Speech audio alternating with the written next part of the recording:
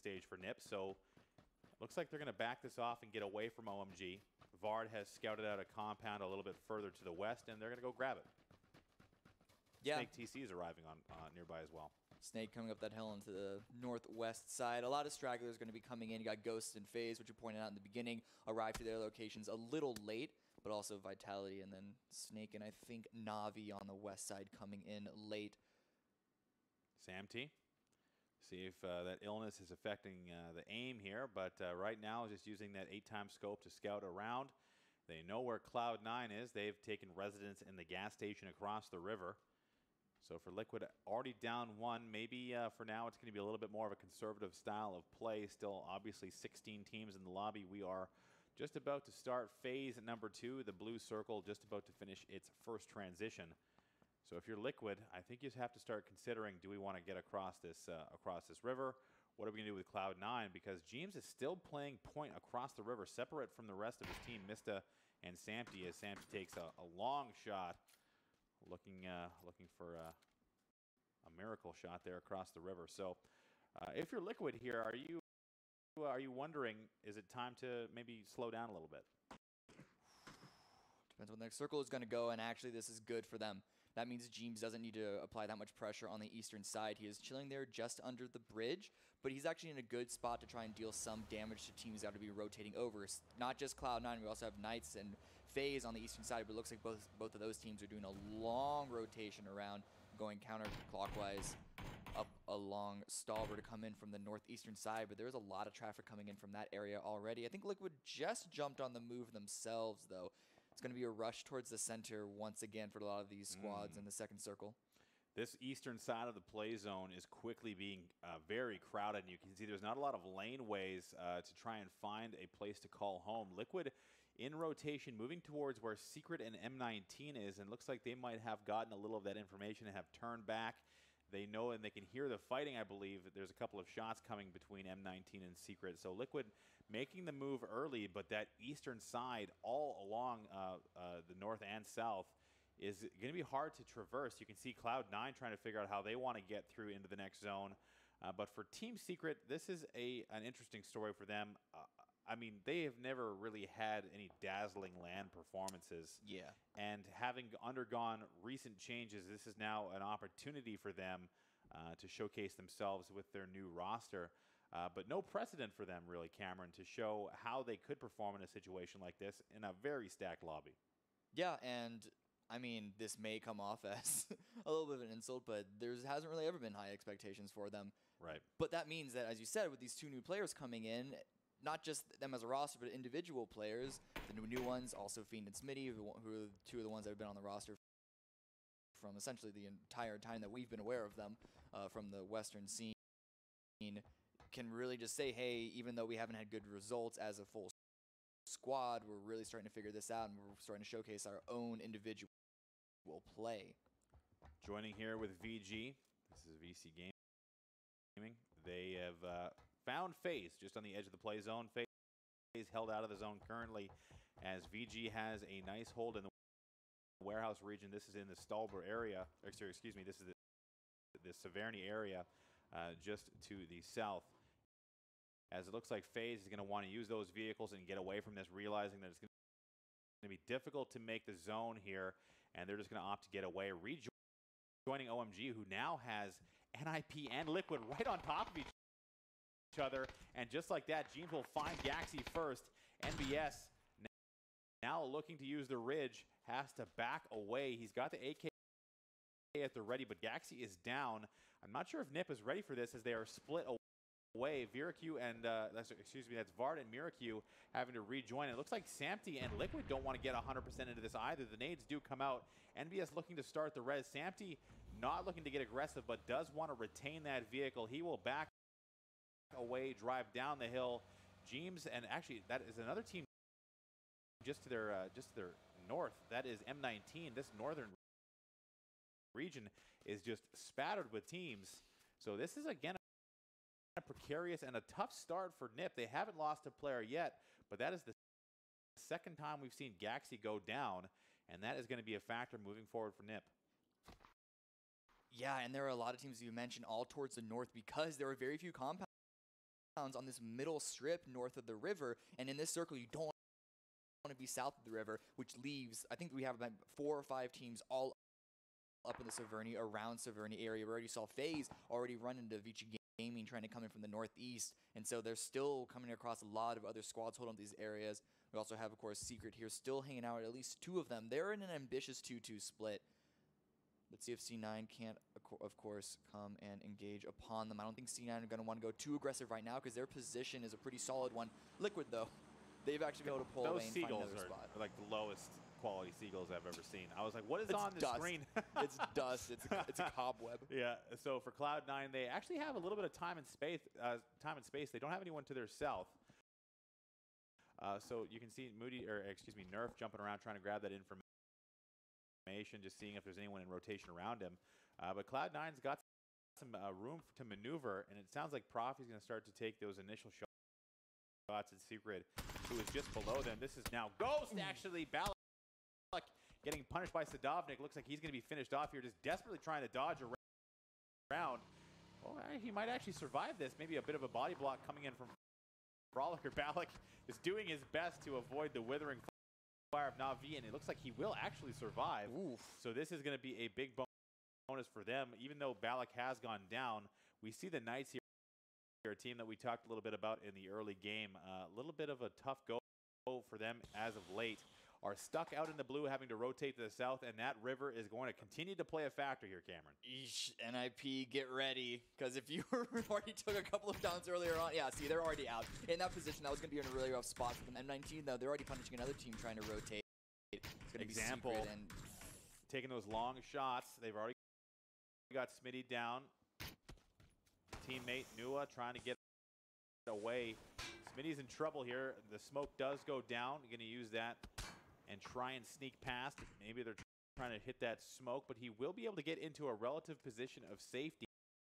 So we've seen a lot of downs, and if Secret can save that, looks like they are going to be able to get the res. M19 has to decide if they want to get aggressive. They are outside the zone. They've only got about 40 seconds to make a decision. Now this might be okay for them now. Oh, here comes James. He sees FaZe in rotation once again, and he's going for Jempty, who's just going to barely sneak away on that motorcycle.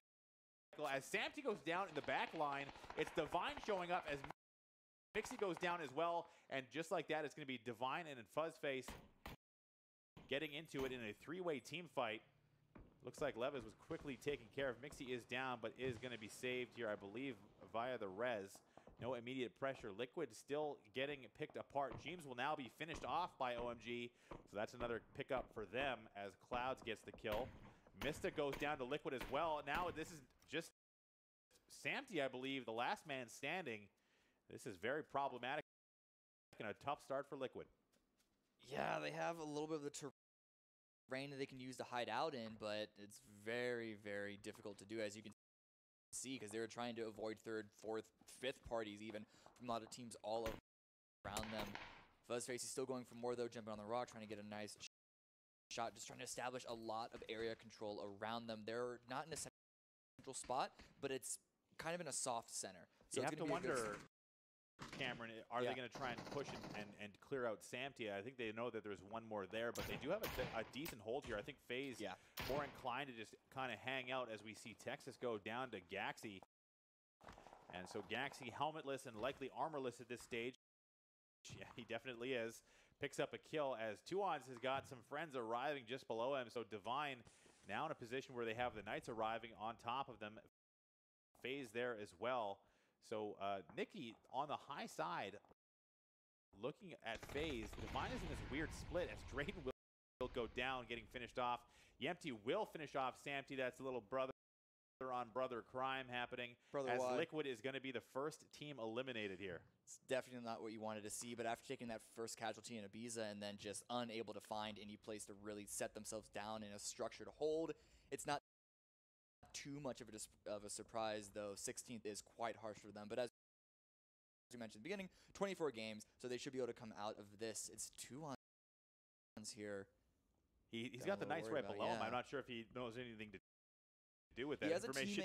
He has a teammate right next to him, so could be able to be the one to watch his downside while he continues to just scan over everything up that high ground advantage to find the information. And he's even looking down right now, may even be dropping a Molotov.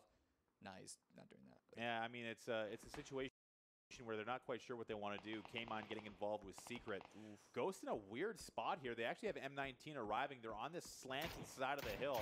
It's going to be difficult for them to maneuver around here as Cloud9 continuing to put pressure on Secret. Fiend is down, but is in the smoke trying to crawl away. C9 in an aggressive spot here, but are going to have to full push this ridge to get any decent vision. Not something they're willing to do, but Ghost is right there as well. And look who it is. Frolicker coming right towards his own teammates in Cloud9. He's just trying to find an angle here, maybe to try and get around Secret. But Cloud9, having heard that vehicle, you can already start to see they're pushing that ridge, and they want to come see what's happening. Extreme does take down Konstantinovic on M19, so now this is a weird three-way team situation, especially for Ghost, who doesn't really have a ton of cover to work with, as apparently Snake is just taking the gears to VG elsewhere, but Moody will take down Frolicker. The two ex-teammates going at it. Now Ghost is getting involved, but this is a really tough spot for Ghost to deal with. It is. They're surrounded by a lot of teams. You saw them with Frolicker's rotation around. He tried to go aggressive to try and break through here, but may have overextended a little bit, being unaware that Cloud9 was just over that ridge. But looking at their spot right now, it doesn't surprise me that they decided they needed to go for some ridiculous action and try and break through, and they've already taken a couple of casualties. Now they need to find some way to focus on and isolate themselves in a fight just with one squad, but having two people down already, even that fight's going to be a rough one. This is really difficult for all these teams. You can see the kill feed absolutely awash with different kills and players going down all over the map. This map in this circle, the way it set itself up, is just very difficult for these guys to deal with on foot rotations. Balak actually going down to the zone. Ghost is in a lot of trouble, as so is Snake TC. There's just so many fights happening. NIP has been at the forefront of the action all the way through this game. They've got a couple of downs onto Snake as well. Vitality getting into it. There's just so much happening. Ghost will be eliminated, and that's not surprising for me considering that positioning, as Cloud9 will pick up a couple of kills on the way there. Miracle will finish on 277 from Snake. So just like that, we are down to 14 teams alive, and you can see now the circle has shifted away north. A lot of these guys have banked properly, but at a huge cost to some of these teams who could not find a hold in that second play zone. It just did not work out for them. So with 44 left, will likely be the teams moving forward here. Vitality with Yannick and Monkey down, still trying to maintain a fight here with 4 AM.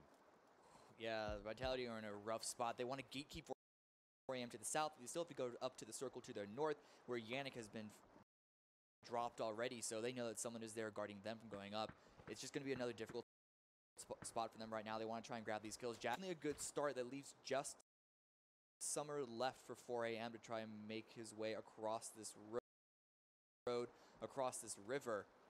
And so he's able to make his way across, jumping into the water to swim. No, He's two got members. So Yeah, it's so just, quite a few for Analuka. Not a lot of kills on 4 AM right now, and they're in this kind of weird position with Vitality, who does have to make the zone as well. Yannick is crawling in the downstate. He's actually the closest guy to the zone, but they're going to be running right into the waiting arms of Cloud9, who will pick up Aluka, so stealing the kill. Vitality now having nothing to show for this engagement.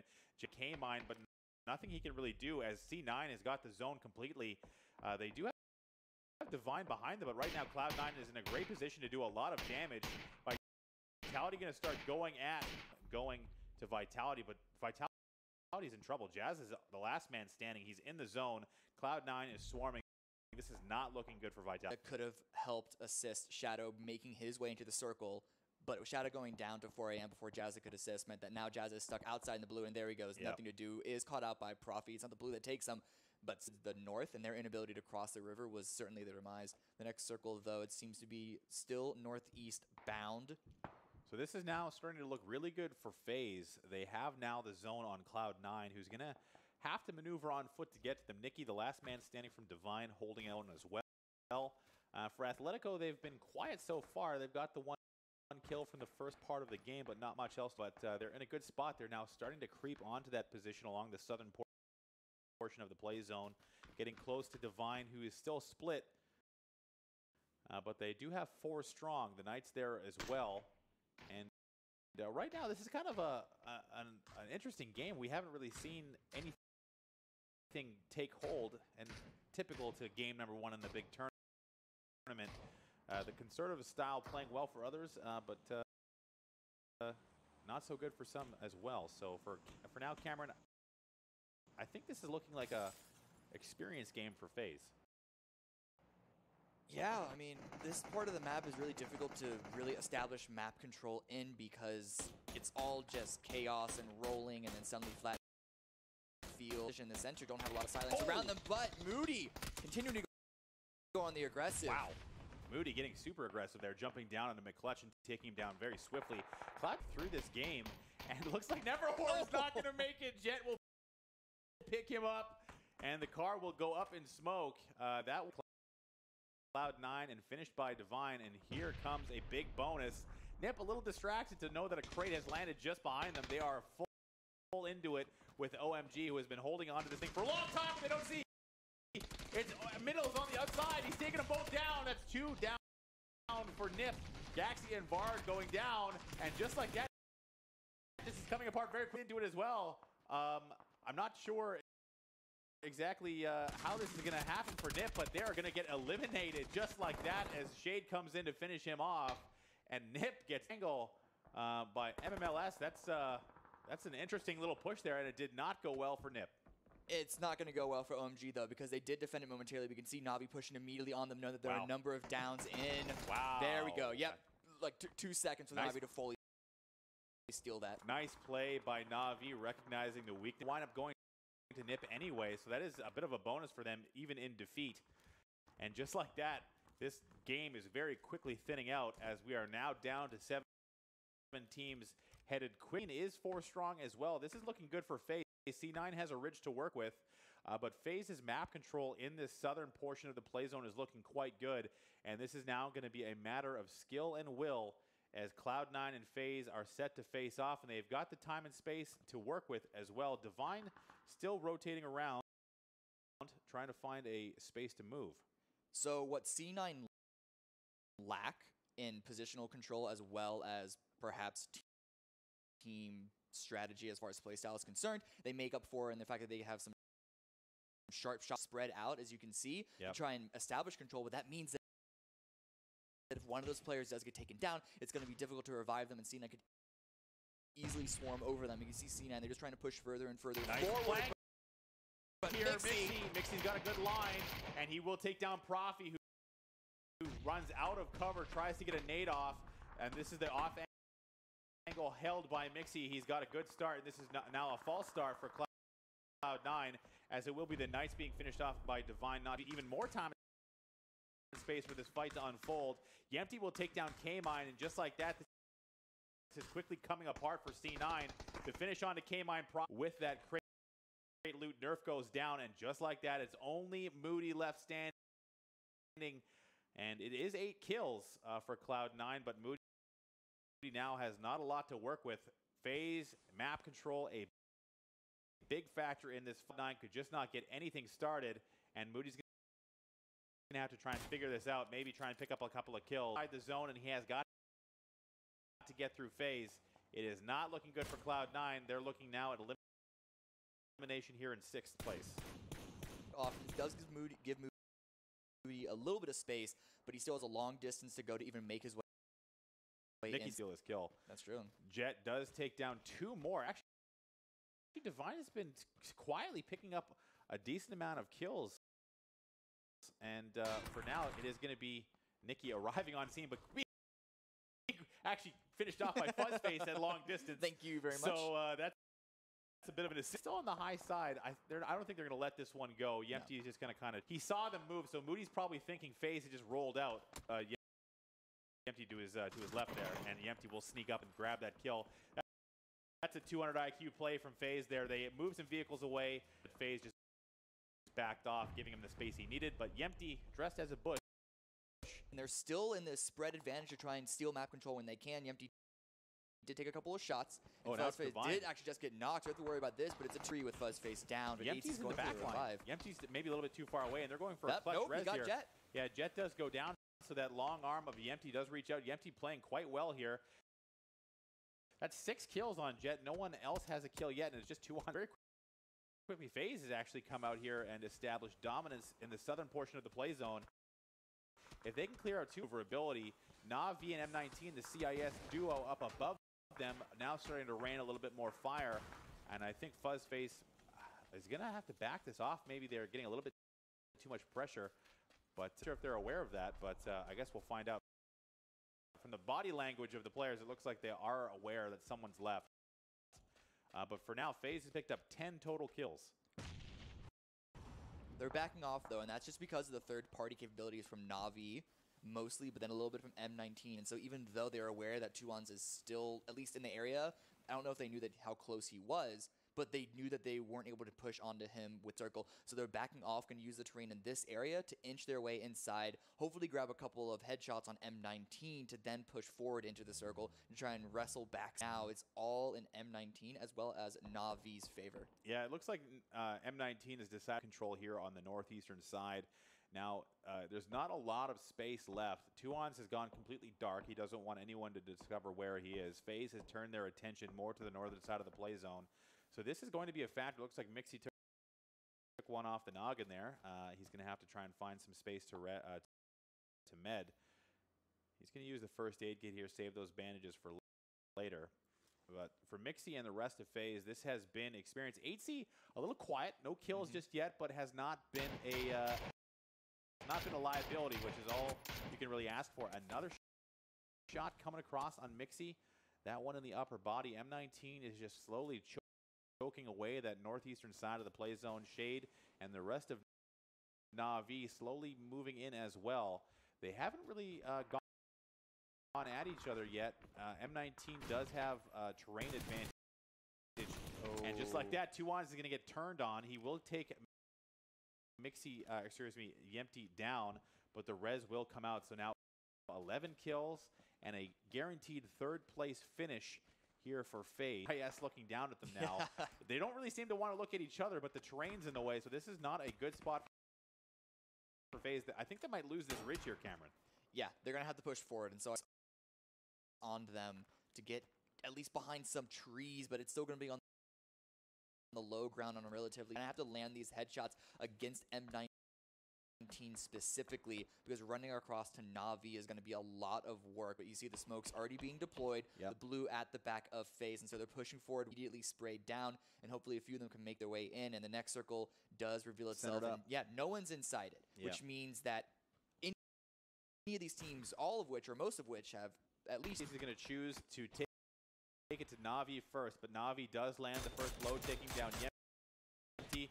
The spam does come out. AC does. This is the man advantage to FaZe. Technically, they do have one down, and the spam is coming as well. M19 is already looking more towards Na'Vi than FaZe, but Na'Vi is just hitting the shots. 8C cannot get anything going onto Shade. This is a 1v1 situation, and 8C is not doing well currently.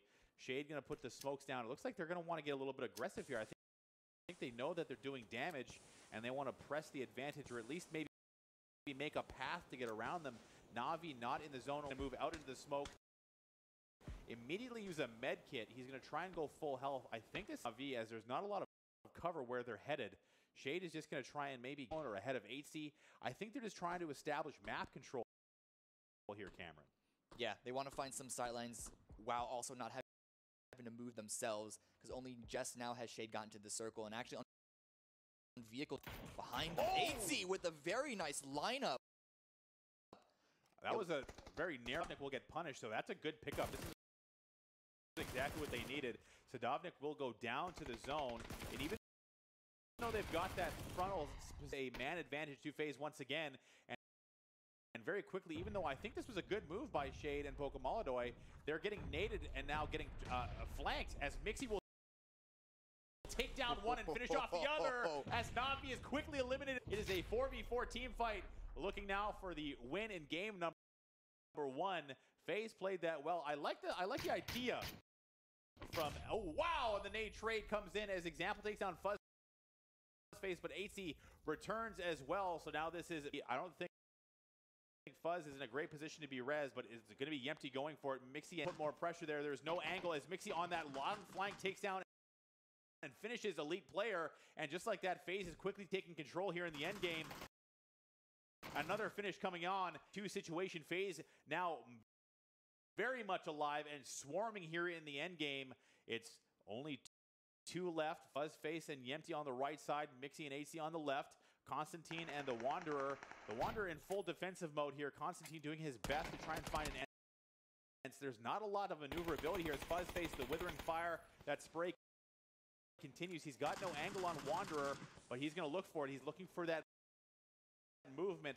Constantine at the rock, backing to and fro, and it will be Fuzzface going down. That is a nice turn of events for M19 there as well. And again, a res. FaZe just going for res at all times here. Constant Yempty covering, and it looks like Yempty is not going to be able to have that cover come in his favor. He will get finished off. Mixing in turn, and just like that, FaZe will finish the team wipe and finish off M19 in their victory here in game number 1 kills. It got a little bit rough there at the end, Cameron, but that was a nice finish by FaZe, and they set the tone here in game. Excellent push from them to actually even be able to get into that top 2 position against Na'Vi. Even though we saw him struggle a little bit to try and apply some pressure onto Na'Vi, once Na'Vi had to move out, he was in the perfect spot to stop them from establishing control once they're actually inside the circle. And so definitely a well done fight by FaZe to even get inside the circle, because at the start of that, when it was top 4, they looked to be in a really rough spot just because the terrain was not at all in their favor, but they were able to spread needed, and they just landed the shots when it was time. I mean, a very dominant performance. The one thing I really liked, and we'll get more from the analysts in just a second, is his own away from FaZe. But I think that that shot by Avi really opened that up for them. But I'm sure the analysts have more to talk about. That's it for game number 1. We'll see you back for game number 2. Matrim, take it away. Hello, everyone. I am not Matrim. I am, in fact, Porosaurus, and welcome back to the analyst desk. We have now gone through game 1 of this PGL PUBG Fall Invitational, and FaZe with 18 kills is the winner. Oof. It looked good for them since like the second circle, basically, right? That's true. I mean, it was a tough rotation. It wasn't easy. Like take nothing away. That North is not a simple transition. That said, they got in, they won the circle a few times, and I mean, we were talking game. Yeah. And 18 kills though. There's 20 points per kill for crying out loud. 360. That's 5 points behind a second place finish. So that's 860 points, right, for the first game. That's insane. That's pretty unreal. And you know, we were talking about while they were transitioning, we saw them end up going. I think they were going through Divine and Liquid at the exact same time, finding a nice home on that ridge line. But how were they able to hold that for so long with so much pressure around them? I mean, obviously you get a little lucky with having the circles fall on you and everything, but I mean that's a fairly open area, right? I mean, I think that the fact that they were being aggressive towards every single player that was showing up on the ridge, you just pull up shot. It doesn't matter if you do damage, but that just pulls players away from that position, right? They also ran a 3-point spread, which I think was very important. They always had someone at Pinnacle as well as flexed out. They knew where everyone was coming from. And like you said, the second they saw someone, they took the fight. C9 had a great game, and they fought them right off of that push. Well, there we go. We have our leaderboards up already after game 1. We are doing these by hand, but those are some quick hands we got on the leaderboard. So FaZe playing first place with 860 points after that 18 kill performance. M19 now in second with Na'Vi just on their heels in third. CIS coming to play on game 1. Yeah, CIS doing a good job there. I mean, M19, they dropped Naya, so those circles just kind of gifting them as far as transitions go. They didn't have to go very far. They did decide to go early to the north side of the water. Saw a lot of teams kind of wait till the last moment because, it was like 3 to 4 circles. That was still 50-50 the whole entire time. We just didn't have an idea on which side that would shift, and we saw 4 a.m. They were banking on it going south and actually getting wiped out once when it did shift to the north of that water. They banked a little too hard. Na'Vi made a great rotation smartly to the north side. But again, you brought this up. FaZe got 360 kill points. That's essentially a second place. Everyone else came to play the game. Yeah. FaZe said, we're just going to take a first and second in the first match. Yeah. And they're literally They could chill. they're literally a game ahead of Yeah. everybody else right now, if you think about it in terms of points. Well, we talk a little bit about the early game, our first game one winners with FaZe.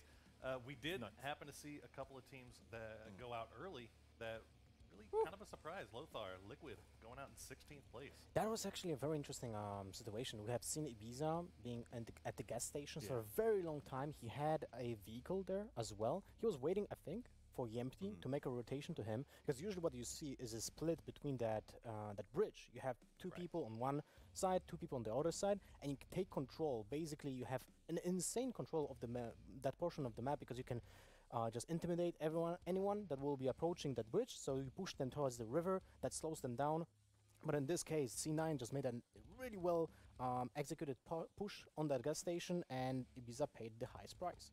Yeah, C9 wasn't having it. I mean, they just were like, that's not going to happen. You can kind of see the way that this developed. You see Liquid was in Yasnaya, and by all points, Poro, Liquid should have done well on this circle. This is a Liquid functioning circle, but they ran a 2-2 split like they normally do, and then broke it into a 1-1 on the bridge, and it was just little by little. They literally lost. They didn't get wiped out. Yeah. They lost one player at a time throughout this entire match until no one was left. And I think we talked about it maybe a little bit lackadaisical coming out of Yasnaya to get to that first rotation spot. Dave, what about Ghost? Ghost coming in 15th. Yeah, first of all, this is just map highlights. The chat, they're faked out right now. They think we're in the next game. They're like, oh, next game, so quick, good. But yeah, Ghost, we see him right here on the map highlight. They dropped Milta, I believe, around this circle. They started transitioning all the way to the north, and they ended up finding themselves smack in the middle, a sandwich between FaZe and Na'Vi, and just couldn't get clear of that, because then the circles continued to shift south for them. So they didn't really have that positioning, that circle favor. And so right now you can see the Liquid split we talked about earlier. They flexed 2 out early, but took a long time getting Jeems into position. Another point off of this is Liquid Vitality. This is one of the worst possible circles for them to get out of. But Na'Vi, you could also argue, same position, and they handled it two very different ways. Na'Vi went with a very long rotation late through Georgia Pool all the way to the north side and took it after Secret had vacated. Vitality actually doesn't rotate here until the next circle establishes itself, and they kind of start to play the edges. You can see right here, they slide into the south side of the next circle. The problem with that, Poro, is every single team is condensing from the south. So when you slide in late on the bottom, sure, it gets you to the third circle, but then you run into what they did, which is conflict with 4AM, conflict with C9, and they just couldn't get through those teams. I like Divine, though, right here. We see them with that 2-2 split. They weren't so sure on where to go, so they wanted to, stack their odds with the circles, and they actually ended up on the north-hand side somehow, continuing with that 2-2 split strategy that we'll see later on with these circles, that they found themselves near FaZe. Yeah, right here. Yeah, here it is. All game long. I mean, Divine, 4th place, only 6 kills, and all of that coming from Jet. So only one person getting the kills there. But I really liked their splits that they were using. Do you feel like that maybe they didn't want to hold on to this 2-2 split for as long as they did, but FaZe ending up where they did kind of forced their hand? They had to play the game that was in front of them. They had to kind of end up with that 2-2 because they knew that they weren't going to be able to come back together. We're talking Divine. Divine, would you, if you're Divine in that position, would you rather come back together? There's no way you can come together. I think they tried. To come together, but Jempty was out there holding the flank to the east, and we actually saw a grenade by what was his name? Tunas. He got a grenade. He got a wipe onto Fuzzface. They made that push, but it all just crumbled right there. So I feel like they tried to come together. Okay, well, speaking of Fuzzface, we do have an interview with the man himself, Fuzzface, from FaZe Clan after this Game 1 win. Fuzzface, sir, can you hear us? Over. Hey. Yeah, I can hear you fine, man. All right. Well, you guys ended up with a nice win there with 18 kills. When you first transitioned to that position that you were in, we were talking about that ridge line, holding that ridge line. Were you thinking that, this is an 18-kill win just waiting to happen, or what were your position there? No, initially, it's a 50-50 circle in the beginning with a river, so you just have to make, a couple of tough decisions in the beginning. But I feel like our counts were fine, and then we decided to crash that one story where we ended up. And there was only one guy holding, so we got a couple of knocks on ourselves. We managed to get everybody up, and then we just had a really solid position in the next circle. Well, I'm going to open it up to the analyst desk real quick. I think Toffees has something burning for him right I now. noticed at the end of that match, you guys got a couple of knocks on you early from M19 and Na'Vi, and they seem like pretty risky reses that you guys executed in order to win the game. I mean, is that a hard decision to make? What's your sort of policy in terms of late game resing? In terms of late game resing, it's just if you can make the res happen, like you should definitely make it happen, because being 4 up, even if you have no armor or helmets or anything, is so much more strong than just having 2 up. So if we can, we will make the res go now. All right, Fuzz, I got a question for you. You guys drop Milta power. You know, Ghost goes kind of to the Milta, and then Knights are to the north of you. Are you guys worried at all on these transitions that you are going to run into them against these early skirmishes? We're not too worried about transitioning at all. We're very, we transition a lot coming from Milta power, so it happens every game. And just capping out rotations in this game it's not the best decision to make as a team, I don't feel like. So, and especially Knights and Ghosts being good teams, we don't expect that from them. All right, thanks, man. You're looking good, by the way. You're looking good. I have one question. I think it's one of your signature moves as the final circle approaches is to get a pincer movement on your opponent's team, and this was also the case in this map. And wanted to ask, is that something that you guys do just naturally, or you just guys did that plan? Was it a plan, like, you know, when you practice? It's just how we move as a team, and getting angles it's really strong in this game. And I guess any FPS game really, if you have good angles, like, you're most likely to win the fight. So it's something you should strive for at all. Yep, that's perfect execution, man. Well done. Well, we've always heard about FaZe Sunday. Now you guys are coming in game 1 on the first day of the tournament, getting into 18 kill win. Is this a sign of things to come for FaZe? Are we gonna see FaZe Friday now? I mean, we've had good starts before as well, so it's not too uncommon. Not rare. It's not rare. Well, congratulations, sir, and Appreciate good it. luck going into game 2. Hopefully, we'll get to talk to you again soon. Will do. All right. Well, guys, great game coming out of those guys, and you brought up a number of great points about how they were performing and how they played. I want to talk real quick about those 50-50 circles, right? Those are things that we see a lot, where you kind of have the option of going either north or south of the river, and teams always are kind of forced in a position to choose. If you're these teams, and I'll kind of open this up to you, to all of you, really, where do you like to go? I mean, I guess what is going through your mind? What information are you making your decision on whether to go north or south based off of? I mean, I think it's geographical, largely, right? So when we talk about the 50-50 that we just saw, 4 a.m., for instance, stayed on the South City. We know that there's a large ridge approaching Razak from the north, but going north from Razak, significantly less cover, right? So crossing the river is harder going north than it is going south. So teams will generally pick a northern cover because it's easier to push into the city going south. Bridge works the same way. So I think a lot of it comes down to geography of potential push. This is why we have seen Vitality lose so early, right? They had a very clear game from the beginning, just doing the rotation from the south to the north, but they were stuck at the moment when they moved past Rozok, and they couldn't move because they were pincered between 4 a.m. or was it OMG? It was 4 a.m. 4 a.m. and C9, when C9 just heard shots from 4 a.m. and moved into that position to gatekeep every single team coming from south. Yeah, and honestly, it comes down to luck. I mean, Poro, we saw 4 a.m. I like that you brought them up. I feel like if the circle did go south of water, they were looking mighty good. What was it? Phase number 4. Right. They had 2-2 split. They had 2 in Rozhawk on the warehouse looking over the east bridge, and then they had 2 to the south or to the west of that looking over the west bridge. So if that circle transitioned to the south, it would have been overlooking both of the bridges and that little sliver of river, racking up those kills. Well, guys, that was game 1. We are 1 game in the books. We are getting everybody loaded into our lobby for game 2 right now. We are going to come back very shortly with that game, but right now we're going to throw to break real quick. We'll be right back. It's for my players. And all my pimpin' homies. I keep it funky. Oh, you smell me now? Yeah. I can't do nothing but smile. Why? I keep it funky. 'Cause this is all I know. Yeah. I gotta get that dough, and that's for sure. I keep it right out. Right out to the west, that's the hideout. Seen the police at the corner, put the blunt right out. Now I'm about to hit the showers, then go have a night out. Nothing can change your life once you lose it, not even white out. Now slap on the speakers. Keep it funky, little. Yeah, I'm telling you, that's what life's about. Now here we go again. The homie came and swooped me in a stolen Benz. Yes, mama, they move weight, but those my friends. You heard that story about Jesus? Well, I rose again. Players gather up, let the fools attend. And don't do nothing but watch me and pose for them. My flow is raw and dope. These cough off my rhymes, I put art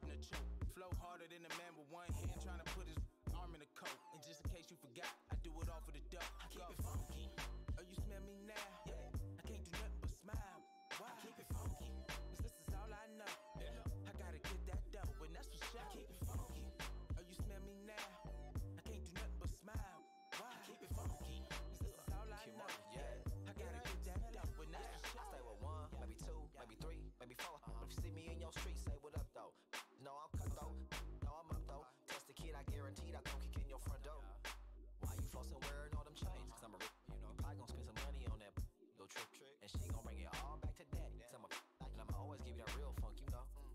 I'm hopscotch from country to country on everything. I need my money. If this ain't funk, then what's funky? Can barley hard like cold water. Stop your dollar like 21 Savage. Lean out, I said active. From the front and the back. Average, you look at that. Ain't nothing wrong.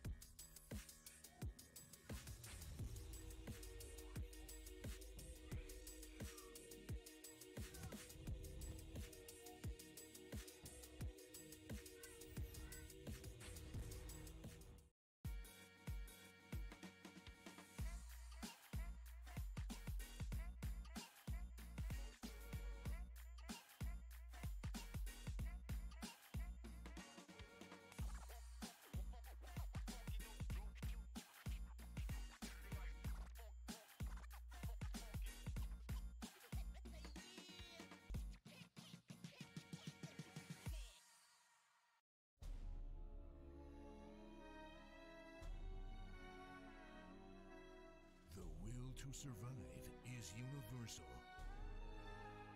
An instinct born in primordial times. The will to conquer is a tool, sharpened in time by thought and feeling. This is not a story about survival.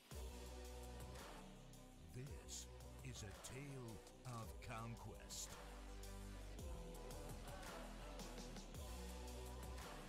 This October, live from the Pgl Studios Bucharest. 16 of the best teams in the world will compete against each other for the lion's share of $100,000 prize pool and the chance to take home the championship trophy.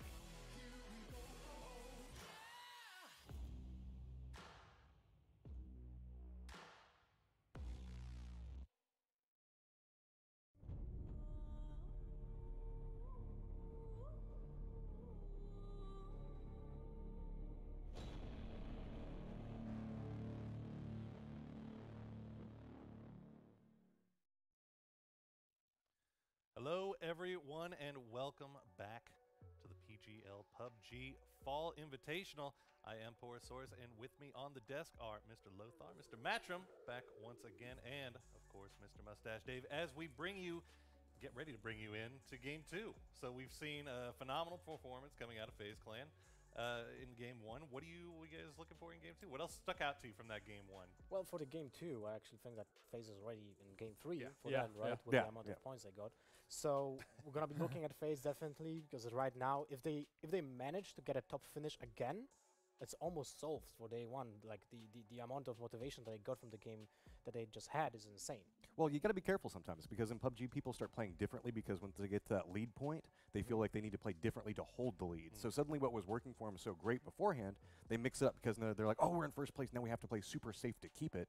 And then you don't see these huge kill games anymore, and everybody slowly creeps up back behind them. So I think that they still need to keep on their A game no matter what happens throughout the day, but you got to be really cautious of that double thinking mindset that becomes very predominant in PUBG.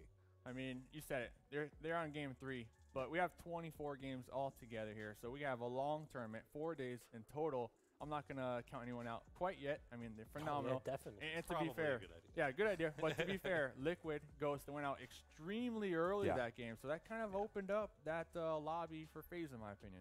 We saw some really weird rotations coming in that first game. I mean, we saw, Ibiza going down really early, just going after something. I think that a big part of that game was really NIP, kind of holding that one point. And they were kind of dictating. Sure, they didn't end up with the highest kills, but man, they managed to force so many odd rotations coming out. I'm kind of curious if anybody's going to be fighting for that spot in game 2, if we are seeing these circles in that general vicinity, just due to the strength on it. Because you can see a lot of different parts around these map. You can just kind of control where everybody else goes. Right. Dave, we saw Navi looting in Primorsk, and they do kind of a slow rotate all the way up to the north. They were actually playing it really kind of conservatively for them. Do you think that this is kind of the Navi that we can expect to see from now on? We're used to seeing them be a little bit more aggressive, no? Yeah, we are, but they're kind of riding the middle of the pack for a lot of other tournaments and leagues. So I think they're coming here to prove something today. And in this first game, they had a big turning point for them. If you can recall, the OMG Ninja and Pajamas compound push. Ninja and Pajamas, they were in the compound, or they were breaching the compound, and who was it? MMLS was prone, took out 2 of those members, and then the rest of OMG cleaned it up. But almost immediately, Navi pushed it as well. Right when OMG, they were kind of healing up, recovering from that battle. Exactly. Navi was super aggressive in that game, and it really paid off for him. If you saw towards the end of it, it was Navi and FaZe that were caught in that fight. Yeah. And M19 was just kind of sitting on the backside of it. I would have liked to see M19 get a little bit more aggressive there. So we're seeing like an exchange. We have some teams that are playing a little too passive, and others that were playing the early game way aggressive. So we might see a little bit of a modification coming through there. I wouldn't be surprised if we see maybe Liquid and Ghost play off of a little bit of a back foot instead of doing that hard charge in. Maybe buy their time a little bit more. I'll be looking closely at OMG though. Yeah. Oh, yeah. The fact was that in this game, in the previous game, sorry, they had a very tough early rotation.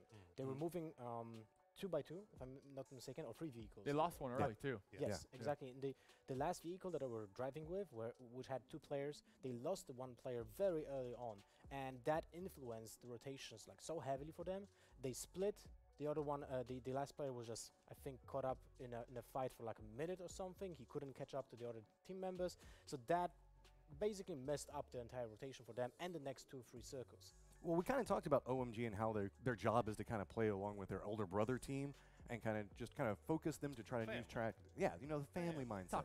But we're seeing a lot of mind games come out of that team, like trying to do these little sneaky things, like hiding next to a wall whenever everybody's making a push in. That was good. So I'm kind of curious to see how much more they innovate inside of that. They might not necessarily have the best placement inside that, but they had a lot of great plays coming out of that round.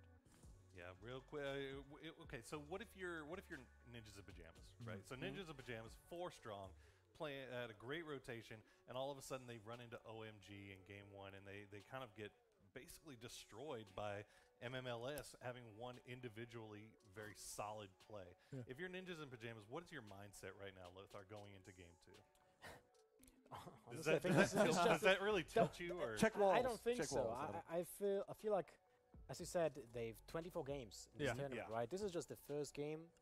Those guys are hardened veterans when it comes to tournaments, and they know exactly that this one game doesn't matter in the very wide scope of this tournament, so we just need to reset, and that's about it, right? I think when it comes to being a pro player, mindset and being a really resilient player when it comes to tilting is something that every single player of any team has to have. And if you wouldn't have that, you wouldn't be on a team. And that's a big danger point. Specifically, we're talking about all these new rosters, everything that's kind of going across, a lot of new signings.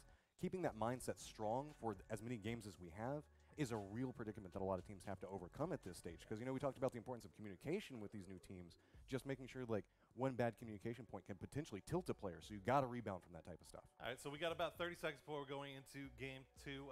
Before we throw it to our casters, guys, any final thoughts going into game 2? Mustache Dave, what do you think? Liquid. Liquid. That's all you got. We all should say it. That's what you got. Liquid. Okay, next time. Yeah. we'll catch you next time, guys. We'll catch you on that. Thank you. Thanks, Poro, for tuning in, though. I got you. Appreciate it. I gotta say, man, FaZe dominant show up. I can't wait to see what they do next. And you can see that they're playing edge locations and they want to murder people. All right. Lothar? Well, I said already, OMG is something I will be looking closely at because, in other games, we see Asian teams having always the big teams with 10, 15 players. So I'm really looking forward to OMG prove, as the other team proved already at PGI. Right? That's fair. That's fair. And personally, I think I'm going to keep my eyes on Divine, finishing in 4th place right there with 6 kills. I think all 6 went to Jet. But not a lot was expected of Divine, but coming in game 1, 4th place, not a bad start for him. So, guys, we're about to take you into game 2. I think we're ready to throw it to our casters, WTF Moses and Cameron, who are here to bring you all the action. Guys, take it away. Poro, I am joined here once again by Cameron Davis. And after game number 1, a dominant first victory for FaZe Clan, we are headed very quickly into game number 2. Now, that was a bit of a precedent set. I mean, we've seen that from FaZe in the past, and I imagine we'll see it from them in the future. Fuzz, always confident after a win, and FaZe out to a very big start. You mentioned in the break there that with 860 points, they are more than double the points of 3rd place, which I believe was NIP in no, 3rd it was place. Navi. Or Navi, with like excuse me, right? 360 points. Right, exactly. So I mean, that's a big gap. Obviously, the kill heavy system is something we saw the first time we did PGL back in spring, and now that ended up being one of the closest tournaments that I've ever seen. So with this kill point system, it's obviously going to favor those aggressive teams, but for Navi specifically, a typically aggressive team coming from Groovy, now a much different team from back then. Yeah. Do you think now, even though with the conservative style we typically see in the beginning of these tournaments, that these teams are going to kind of try and turn it on? I mean, such an open-ended question. It all just depends on, obviously, the opportunities that they have in the game to open up everything, as well as it's just about how long it takes them to get comfortable with the rest of the teams in the lobby and who they're coming up against. Because, sure, there are 24 games in front of you, and you have the space to use the first couple of games to try and, like, dip your foot in the water, try and, like, get the warm, figure out what the area is around you. But look at FaZe. In the very first game, they got 860 points. If you only have so many opportunities to take over a game in that way, in that huge manner, and you can't pass any of those opportunities up. Right, absolutely. So we are going to be headed north here again, Cameron. Now, water featured on both the south and north hand sides. Now, this is looking more like a Severny South circle. Yeah. So at this point, again, we're going to see a lot of rotation around that southern edge of the play zone going north. So if you're Liquid, they had a tough rotation last time, and now they're sharing Yasnaya once again with M19. This is going to be a bit more difficult for them. They didn't get off to a good start. Samty, not sure if he's playing at 100% due to illness, and they did not seem to do that well with kind of choosing what they wanted to do last game. They were kind of floating around. They did a lot of early rotations, a lot of movement, maybe cost them a little bit in the end. Ultimately, I think C9 just caught them off guard, not arriving on that position when they did, but also the aggression coming out from them. Early game, rarely do you see a team push up like that onto another team, because if C9 lost that, they could have been the ones that got 16th place. And so that was a big risk for C9 to pull, but that's the C9 roster in a nutshell, essentially. If they find an opportunity to go get some kills, they're going to take them. We've seen that from other teams in this lobby, as we see Monkey not very well equipped and without a vehicle hoofing it to the military island. And Jazz is in the same position, so it looks like these guys got unlucky with vehicle spawns, as there's nothing quite like the pitter-patter of little monkey feet along the highway trying to get something started here. No vehicle spawns anywhere in sight. This is a tough start for Vitality. That's rough. The other two are on the military base.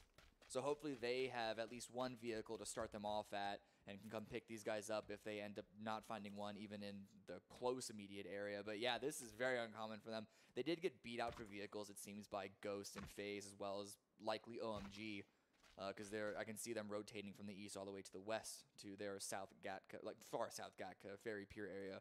So this is an interesting circle specifically for OMG. Now, I'm not sure how much knowledge that this squad is playing here has retained from their A squad, the A team, if you will, as Heffa gets ready to maybe take some shots at OMG.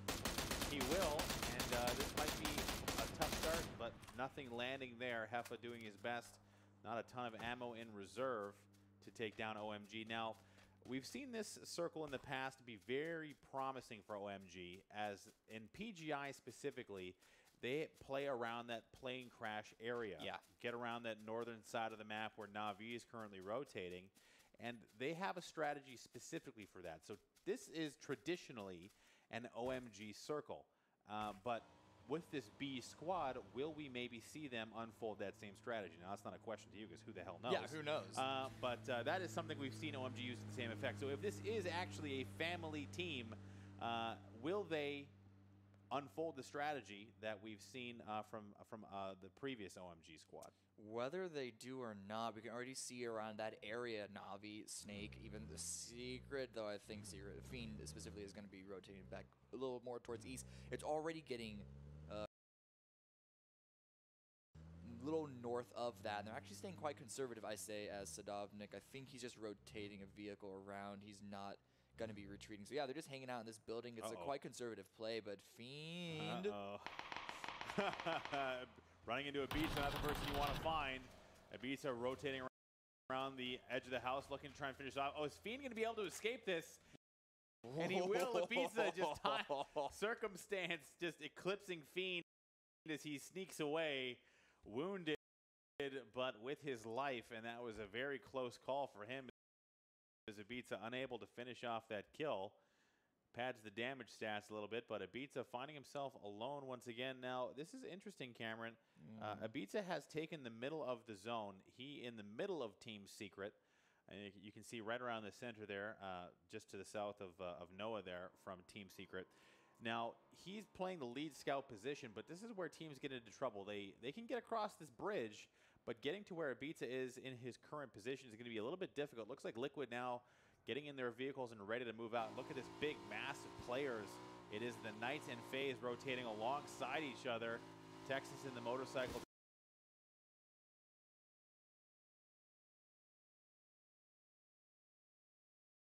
Well, a lot of players on this eastern side are wrapping around the lake because it's a safer path generally than going across the river. We saw these same teams actually do a similar maneuver even last game, not to mention the massive number of games we've seen on this map in previous events. Though, is that either FaZe or Knights even? I think Vossix is stopping to try and get a little bit of passing damage onto FaZe. I think he just hit a rock or something. I'm trying to give him an out on that. Yeah. But nonetheless, FaZe are rerouted a little more north. They're not going to be coming directly in on the eastern side. They're going to have to come in a little more in the northeastern play zone, but that is a little more open. So I don't know if that was intentional or not on FaZe's mind. Amicable. Yeah. Looks like they're going to get through each other without. Pizza, who's just spamming away, quick scoping, seeing if he can land anything at long distance. That is Smitty moving the vehicle across once again. And it looks like Liquid is going to be able to rejoin forces without too much issue. James has arrived. Don't see Mista and Samty just yet, but they should not be too far behind. As it is, looks like it's... Oh, they were going for the plane crash, it looks like, as Bike is taken down by Tian, and that's going to be it for him. So OMG playing the strategy, or at least taking that route, as you can see there, more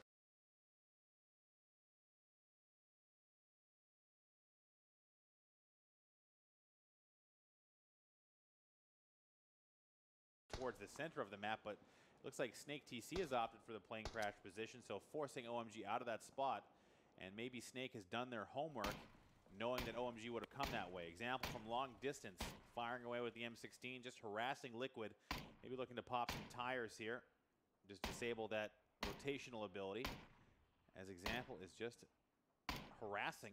vandalizing the vehicles. And he got it. Like, we're trying to fix that, but that's already 2 tires down, I They think. can't bring the vehicle across the other side as well, so this is just going to be Liquid.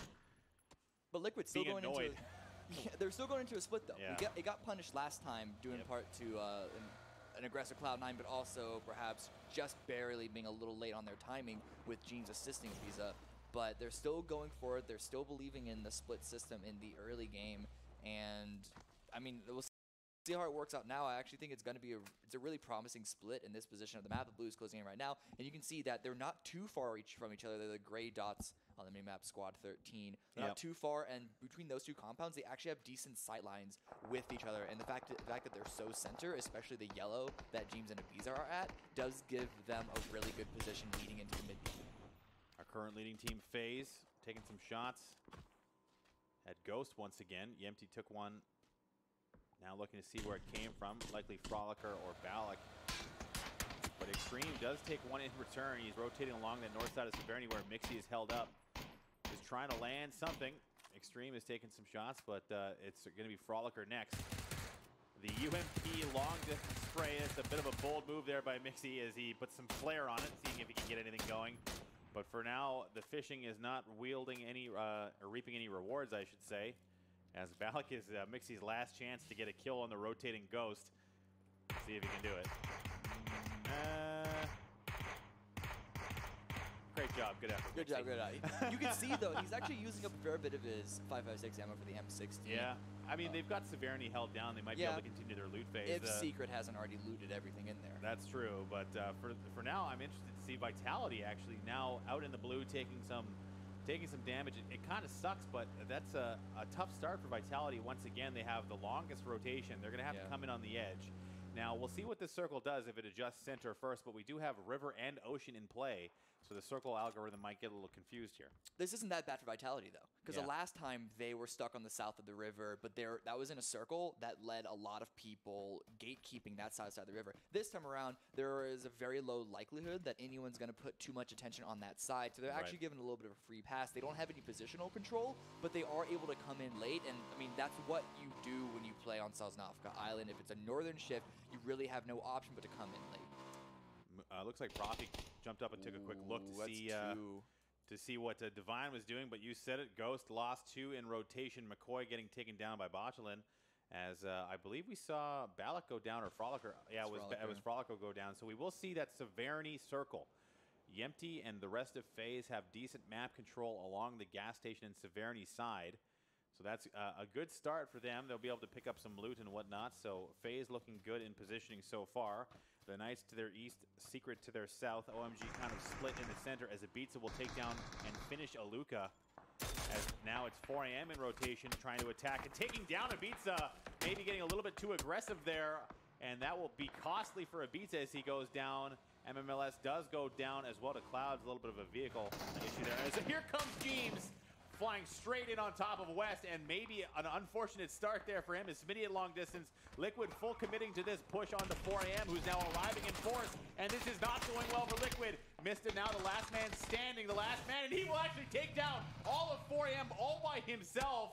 And the smokes do go down. He's not out of the woods yet. James and Santi are down, and unfortunately, Smitty rewarding that nice play from Misto with a long-distance shot, and Liquid is eliminated right after 4 AM, going down in 15th place. You can just see the domino effect that the decision-making has in this game. Ibiza spread out to get kills on transitioning players, ended up being an overextension because 4 AM were in a position to immediately punish, and then that was somewhere taking that yellow immediately before the rest of Liquid could arrive, made it all in a jumble, and that compound is very difficult to play around because of the open. If you want to spread out to get control from that compound, you have very little cover in that outside area, which is what led to Secret third-partying that and ending up finishing Liquid off in 15th. That was a nice play, followed up by a bit of heartbreak for Mista. Yeah.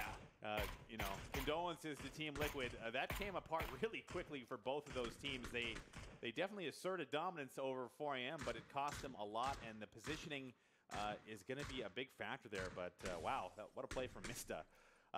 So now the Knights finding themselves shooting long distance in M19. Divine hanging out again in a split position. They've got C9 kind of percolating nearby. still in a actually in their own kind of split position. Looks like they're just kind of filtering one at a time and playing as 4, which is important here. C9 has had in previous instances a little bit of trouble, you know, staying all on the same page in team fights, but staying together like that, a good sign from them. Gaxi with 1 kill, using that mini to reach out and see if he can find anybody. NIP here are in a really good position in this circle to really deal some damage. But in order to get control from this spot, they have to land these kills. And it seems like Gaxi's having a little bit of trouble with that. He's able to find 1, but not too many more are coming his way. We'll see what happens when the next circle shows itself, if it's a hard swing in any position. But they're in a nice split. The 2 there on the south on that entrance to the bunker, and then the 2 on the north on top of that hillside. Hillsides, of course, particularly very thin ones like that, are very dynamic ones to play around. But if they're controlled well, they can get a lot of kill points. But Athletico here, looks like they're pushing onto Snake. It looks like so. Athletico and C9 both receiving attention from Snake, but has lost 1 player. 277 is down, going for the immediate res. Athletico throwing grenades, but not quite landing, a little bit too far away. I like the positioning from Snake here. They have this whole plane crash to themselves. They have the ridge to work with. Athletico not looking like they want to get aggressive. TNTN did land a knock on to C9, who is a little bit further to their east. They're just trying to get away from them. Is C9 Prof? He does actually get finished off. So that's another kill going to Snake, and we see Profi going down first.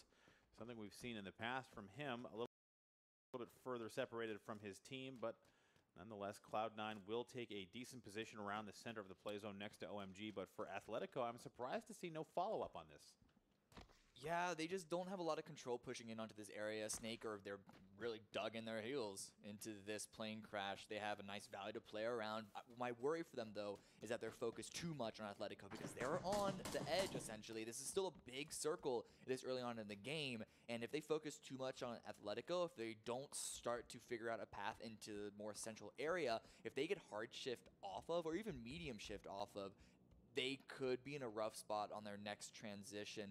But Neferhor, you can see on the western side, he's already branching up north to find some other way for Athletico to push through, so they don't have to go through that same area. Sticking with that scout strategy is Athletico, and it looks like Neferhor has found himself a spot, but just like that, it doesn't matter. The circle is shifted once again, and this is looking very good for FaZe. They have a nice split hold between the gas station Severny and the northern ridge, and Cloud9, having lost Profi, are right around Nip, but there's not a lot of avenue for this fight to really take off unless Nip decides they want to get out of their little hole in the ground and come out from the shelter. So for Cloud9, I think they're inclined to just kind of chill for a little while. They have the zone. They don't have to travel too much. They still have 3 of their players. I have to say, I'm liking the way that Cloud9 is positioning themselves, but I think executing in their rotation and just kind of keeping that phase tight is what's going to be the difference between them having success or failure. It's working out for them right now. It depends on how much they want to push out compared to how much they're okay just playing conservative and just killing people that come onto them. But in that position, it's actually not difficult to have a lot of teams start to crowd around your area, and it's a little hard to try and keep them pushed away to keep established control. M19, though, they're pushing into Vitality, or at least they're punishing a rotation from Vitality. Vitality arriving late, moving past M19 on the southern portion of the zone. Jazza and Yannick will both go down, so Vitality's woes continue. And just like that, Vitality is going to lose Yannick. K-Mine stealing the kill there. The Knights have arrived in an interesting position, a nice position. They have 2 ridges to work with. Vitality just getting peppered, and Monkey now in a ton of trouble. He's floating backwards, completely free and devoid of all cover, and one more shot will take him down as Miracu. It's a race to see who will finish him. It will be Moody stealing that kill. So 2 kills going to Cloud9 via kill steal, and Vitality, wow, a very tough rotation. Shadow coming in behind, and he is in a terrible spot as well. So for Shadow, the last man standing, nowhere really to move, and Vitality, it looks like he's going to have to just hang out in the shack and ride this one out. He's got no choice, and that just shows you how punishing it can be being on such a late rotation. Even though they did, as I mentioned earlier, they came from military base. You're always going to have to come in late, but they came in, I feel, maybe perhaps a little too late, because in a circle like this, rather than bombing into the center like they tried to do, you're going to want to have to take control of the hills down to the south where Divine are currently playing and slowly, inch by inch, push yourself in. But it seems that they got pressured too much by the circle, and they didn't feel comfortable with the time that they had to do that. And so they had to go to this last option of just bomb into the center of the circle and hope that someone makes it out. And luckily, they have one in, but it's going to be tough. Yeah. So Shadow, the last man standing, Cloud9 in the Cloud9 divot, just chilling, trading loot, talking about, you know, cool stories and whatnot, whatever. Braiding their hair, talking about boys. Braiding their hair, yeah, exactly. Having a little slumber party down in the divot. But for Cloud9, they're in an interesting spot. Snake TC actually just to their east, or sorry, to their west, has set up a little bit of a hold just next to Nip, and that's an interesting spot for them. MirQ and NBS do have the hill to the north, but right now it's all about FaZe and their hold in Severny. They've got all spread out. They've got 2 HC, I believe, and Mixie hanging out in the barn together. Cloud9 now has a line long distance onto Divine, and I'm not rapping. I'm just saying what I can see. They're getting third-partied a little bit from Severny. It's longer range, though not the easiest shots, especially because they can immediately hide back down in that dip.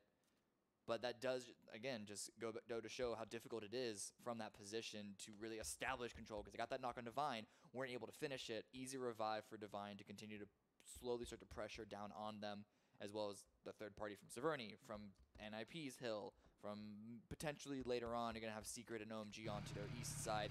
Cloud9, they can take these shots, and they can win fights that come to them.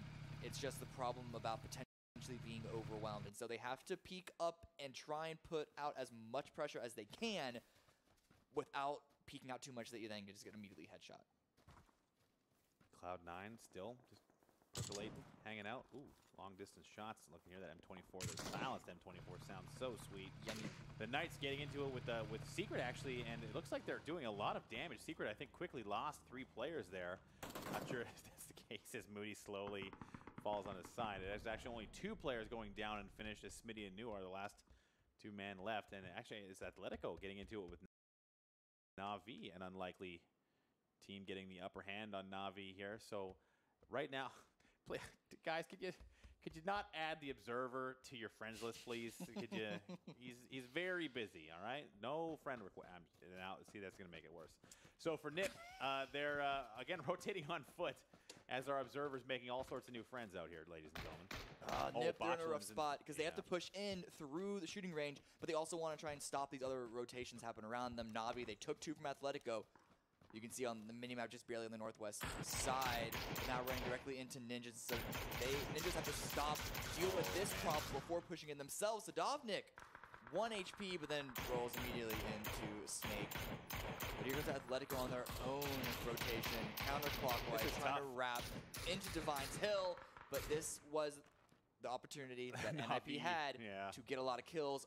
We're unable to find too many of them. Instead, it's going to be Snake, I think. We're in a good spot to pick up a lot of these. I don't know if Atletico is aware of the fact that Botulin is just kind of chilling in the smoke here. C9. So C9 is getting into it with Nip, and this shooting range area is quickly becoming very, very alive. Botulin is just throwing smokes around him. He's heard vehicles arrive. Oh, boy.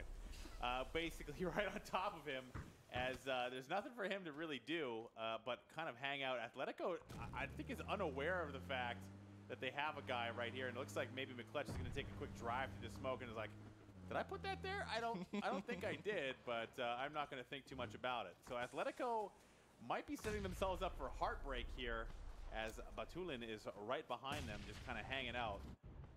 He could ruin their day. Oh, I don't see him all of a sudden. Maybe he's disappeared. He's on the minimap. He's fine. He's a little bit off camera there, yeah. But Snake TC is just as interested as Botlin is in staying in the smokes.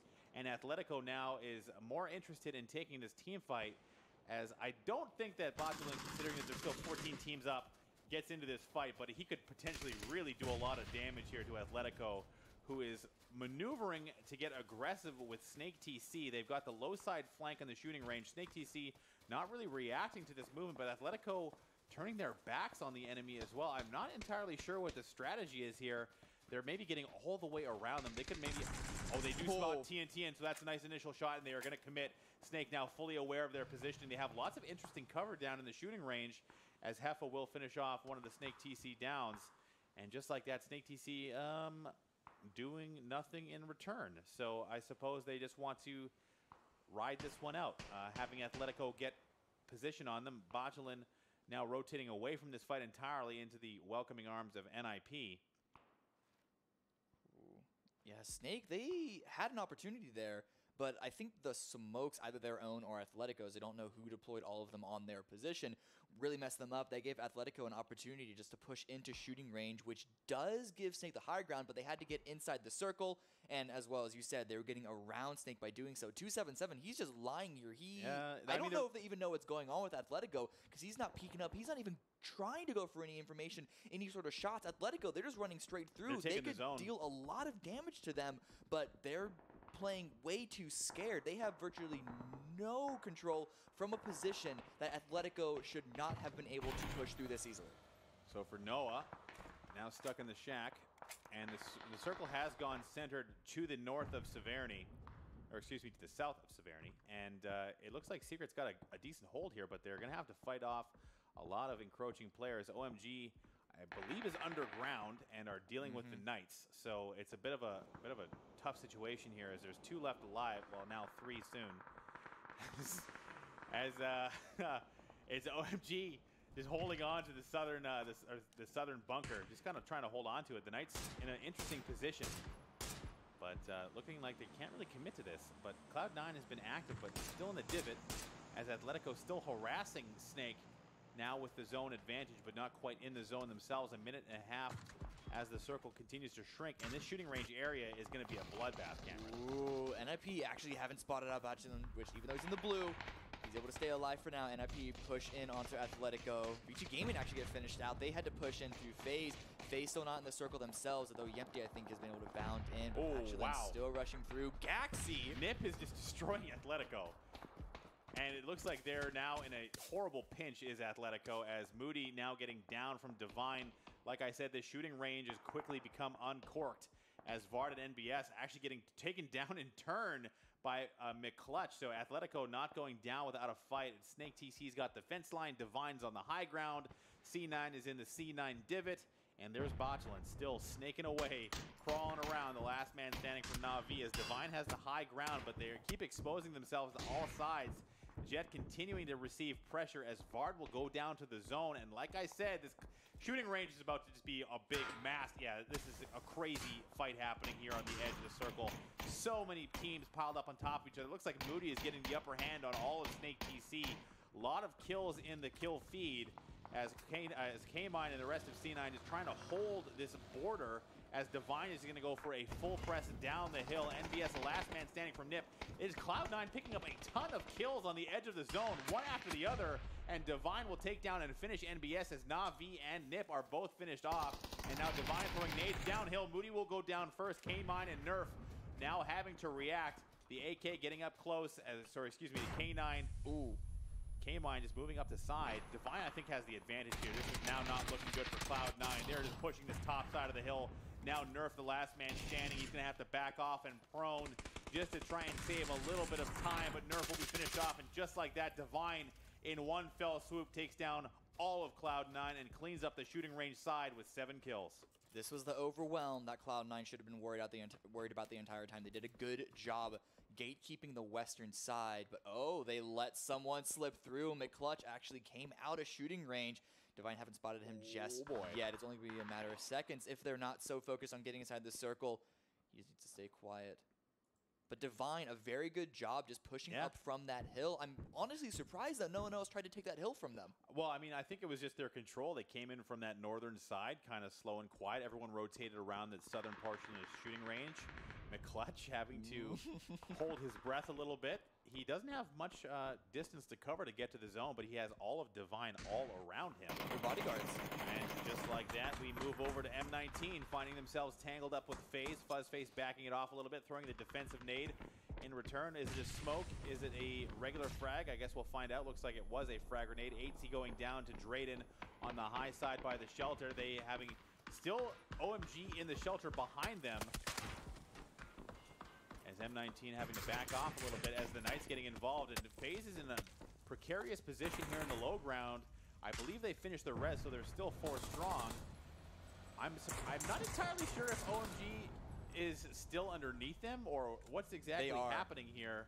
They have to be, right? There's They nowhere else for are. them to I don't be. know why they're not trying to pressure Knights, though, because Yeah. if they tried to attack from below, Knights would be caught between two edges, the above ground third partying and then OMG right below them, but OMG are too scared to go on that aggressive, or they're comfortable just letting the Knights basically be their bodyguards and wait for them to we deal lost- with everything, but We there lost we go. McClutch. We lost Yeah. him.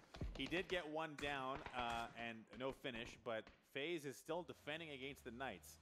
Shadow in his shack, having been there for quite some time now, not having to do too much, as Yempty will take down Texas. So now it's a bit of a war of attrition here, Cameron.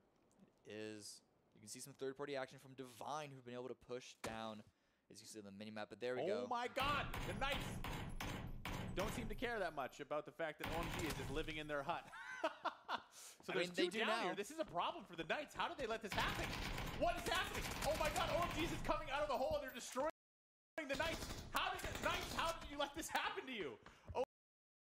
OMG has been down here for so long and they pop up and take down 3 from the Knights. I mean, maybe the OMG they didn't do anything for so long. Knights just forgot about yeah, them? just either forgot about them. They're like, well, I guess they're never going to attack. We have too much distracting us on this for the north of us. But you need at least one person watching that way, or like a consistent smoke there if you have the resources to utilize, and that just decimates the Knights. They were already can't taking believe so that. much damage. And this gives a really good opportunity for Divine to push in, because Knights were their biggest threat, trying to push in from the western side. Other than, of course, M19 and FaZe, the long distance, or Krema. No, Oh. dude.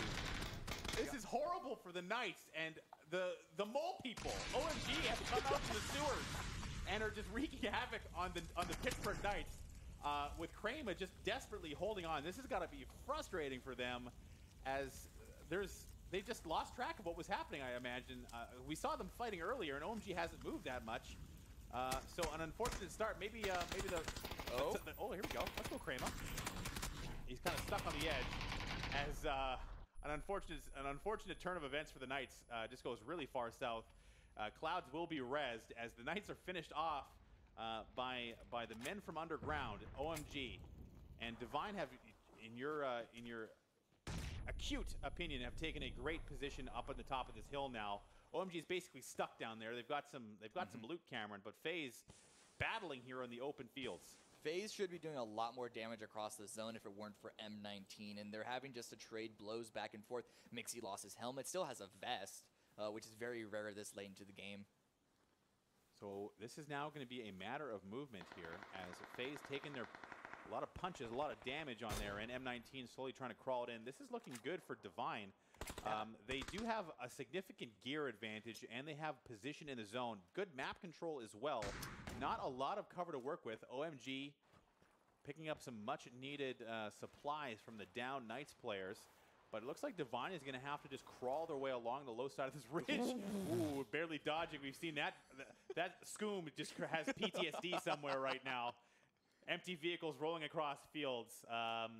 But that's looks like no one is going to get wiped from that in a embarrassing fashion. So still crawling in. They're just crawling it in. I mean, Divine with 8 total kills.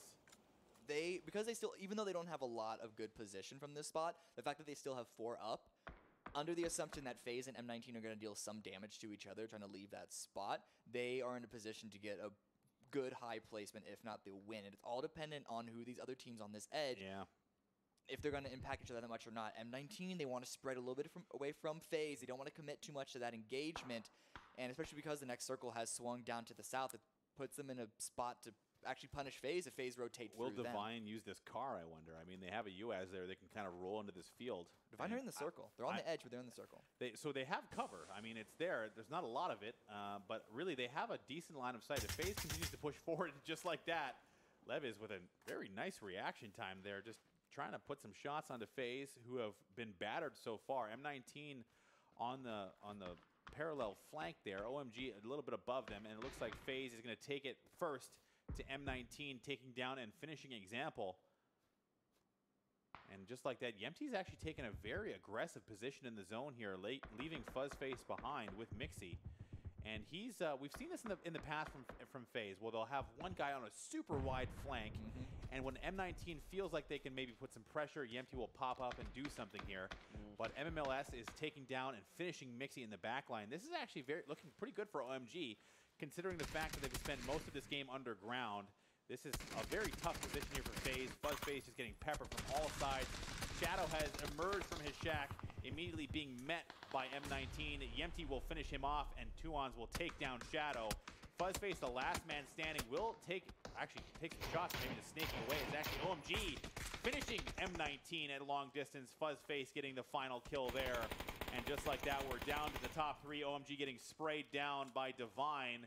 This is looking good for Divine with 4 strong and 9 kills. They've got total map control, and they've got the zone as well, as this is the final circle. Divine having almost no opposition so far as MMLS goes down to the zone. FaZe scattered to the wind, and this is looking like Divine's game.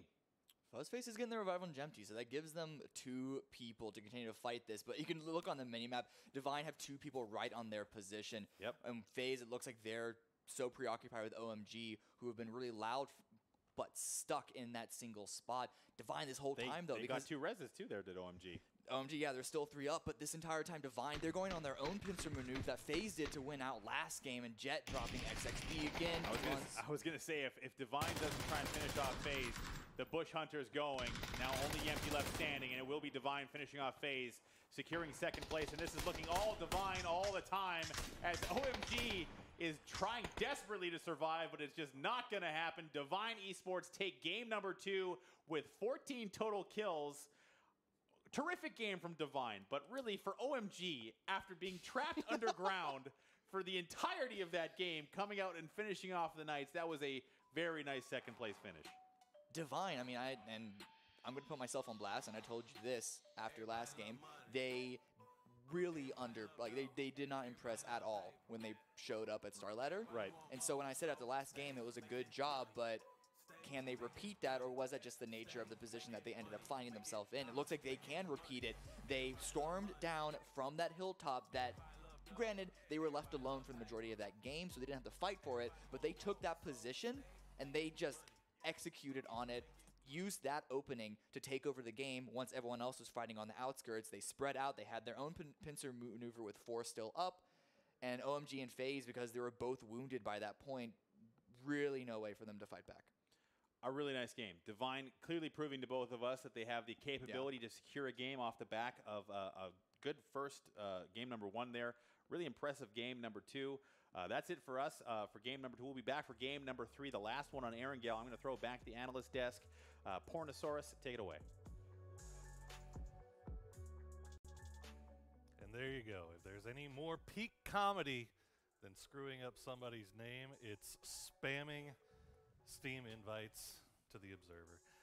Guys, a phenomenal performance from Divine. Who is Divine? You have to be so happy. You keep talking about Divine this whole time. You were like, you keep saying, okay, this is going to be the team to keep an eye on. And look at you. You come through with it. No, okay. No, I will preface that by saying I said I was excited to see Divine because at Starladder, Divine kind of became known as this team that you had no idea what they were doing. This is not a team that you can plan for. Yeah. This is not a team that you can really scout.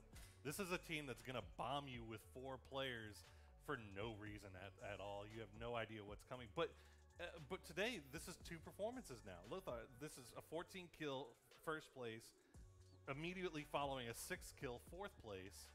What's going on? What are they doing? I think it's one of the amazing things about teams that are out of metagame, like that we have in Europe right now, that they can push their own agenda into a way that no one expects them to be, right? So in this case, we have seen an early split in the final circle that kind of didn't make sense from a tactical standpoint, but did work in that particular situation because neither FaZe nor OMG thought that this is possible, that the team will split into 2 different directions and pin them down from 2 such different angles, right? Yeah, I mean, there's a certain thing, like, everybody has kind of this established meta of how PUBG is supposed to be played, specifically in North America and Europe. So whenever you bring in these wild cards like, we think that we can do this, and we think that this works, and they're willing to take that gamble, whenever it pays off, you can see it pays off big. Vietnam #1, fellas. That's what I'm gonna say. Vietnam #1. It all started with the shooting range. We had a couple teams in there. Snake being snakes. Yeah, snakes being snakes. I'm gonna call it Death Valley because Divine, they were up on the high ground, overlooking all of that. Cloud9, they're in a good spot to kind of wrap up some kills, but Divine was looking right at Cloud9, and right when that circle shifted over to the east, Divine was very happy with that. Yeah, I guess, and that's one of the things I guess I kind of wanted to talk to you about. 13 teams alive with only 30 players left as the circle was shrinking down on that shooting range. During that push out of the shooting range, we went from 13 we lost 6 teams. Yeah, that's crazy. I mean, what do you do if you're in that position? If you're a team that's kind of stuck in the shooting range, and you see it coming, do you just kind of accept your fate and you hope to God that maybe you land your shots? I mean, that's a big part of it is you have to make sure that you fight your way out of what a position that you're in, specifically if you're in the shooting range. We saw it got really passive over there. Like we had Snake that was just kind of hiding out inside of some smokes over there, and then we had Athletico that was just right next to them, just kind of walking by them. It looks like Athletico was trying to like circle in front of them, but nobody was really exchanging any fire. We actually saw one point whenever somebody on Athletico jumped in a car, drove right by a smoke that had somebody sitting inside of it, and was like, I'm not even going to drive into that smoke. That feels like a trap, and just keeps on going around it. Now then, on the flip side of that, you can always just kind of hang out in a bunker and hope to catch somebody that's hiding outside of your bunker in cars. Like that seems to be a worthwhile strategy. Man. That was amazing. I mean, OMG were down there in that bunker for some time, and Knights at the top. I mean, Knights knew that they were down there. What happened? They just lost track of that team down there. They popped up. That's definitely something we'll have to touch on shortly. But this is our scoreboard from the last game. 14 kills from Divine, taking home 780 points. Next closest is OMG with 485. And as you said, Dave, OMG really kind of shocking some players the last 2 games. I mean, they came up and surprised. And the casters. Well, they came up and team. They snaked it up. They came out of the killer moles coming out and killing Knights in game 1. They had the play where they took out Ninjas and Pajamas. So this is OMG. You know, we're talking about the family squad. Like these guys are coming to play. I mean, unfortunately. They get second place this time with 6 kills. They haven't really had the kills and not the consistent placement, but they look good. Oh, they have phenomenal aim. Based on the eyeball test, they look good, right? Yeah. Well, this is the second game out of 24. We can't really talk about consistency yet. Right. We're going to see how that goes into the next games. But this game looked way much better, way better than the previous one because they didn't lose players in the early rotations. And that's one of the crucial things that happened to OMG in this game. But I wanted to touch about the fact that OMG held their ground for a very long time in that bunker, right? Yeah. And had a problem with getting out of the bunker because of the Knights, right? And I would love to have an interview with either Knights or OMG because that's a situation that doesn't happen often.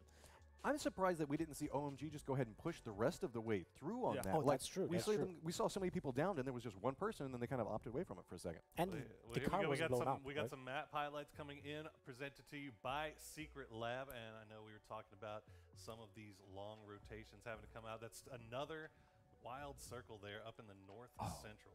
Monkey. Yeah. I felt so bad for Monkey. You can see on the map, they're making their way down to that Novo area. Monkey doesn't get a car, so he has to run all the way down there, and then you see a circle pop all the way up there, and with so much water in it, and he had such a long way to go.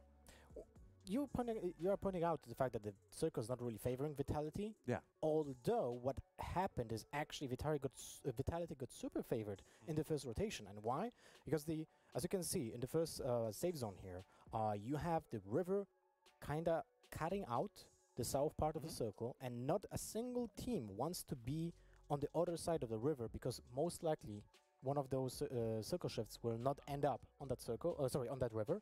So you have to get that into the position early. So the central part of the save zone is the aim for almost every single team. That leaves out Vitality on a very late rotation, and it will allow them to just travel to the south part with ease. Yeah, you can see them coming in right now, hanging out inside the blue. They had to make that long trek from Novo down the bottom left. They're making their way in now. Everybody else is condensing down center. Everybody's moving away from that northern beach because they're assuming that sooner or later it's going to shift away from the water, which happens with the rule sets as it comes through there. So that's why everybody's kind of centering up in that location right around the middle near shooting range. And that's why shooting range ended up being so chaotic there towards the end, like you were talking about, Poor, where we just had teams just start dropping. Yeah, look at it. It's just murder there. 4 a.m. fight. Yeah, Dave, I was going to ask you, this is another second game in a row now for Yeah. Liquid, just 15. having Ouch. a very unfortunate. I mean, they could have come out with that fight with 3 alive. And, Yeah. you It was know, one bullet, right? a completely unfortunate. I mean, out of nowhere, Secret Smitty. I think it was Smitty. Yeah, it was with Smitty, the yeah. one bullet that lands onto Mista and finishes off Liquid, going out in 15th.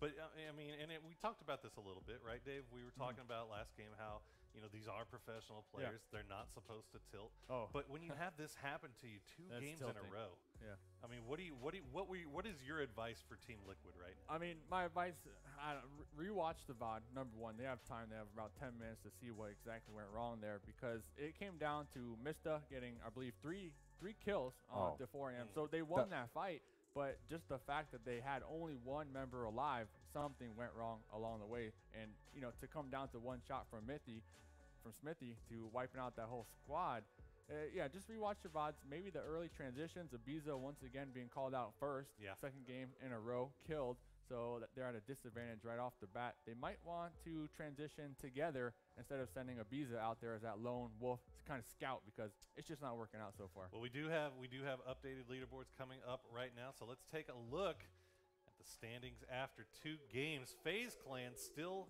securing in first place with 1,310 points.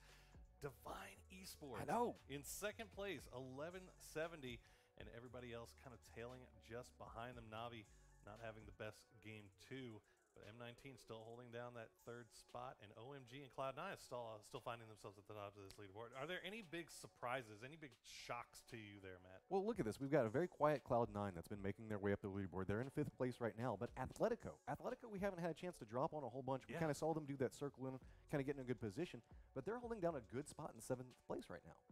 For as quiet as they have been so Cloud9, far. they're kind of just, hovering 5th place as well. Not seeing too much craziness coming out from them, but 14 kills, right? That's a lot. 14 kills is nice. It's good, but I mean, we're not getting any of that highlight play. I mean, when it comes to the first games 1 and 2, I'm looking at M19 talking about consistency. They always end up in phase 8 with 4 players alive. Same thing with phase. So let's see how that continues to go through.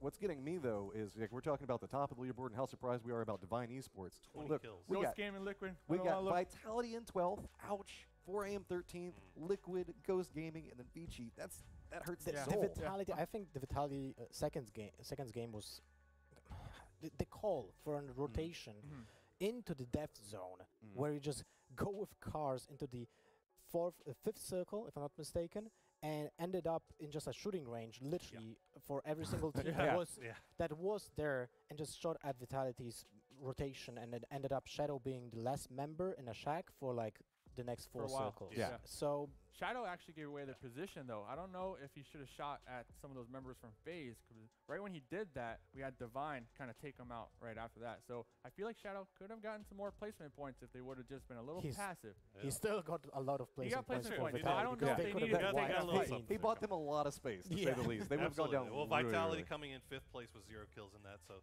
they did need those placement points. But, guys, we are going to go to break. We will be back shortly to take you into Game 3.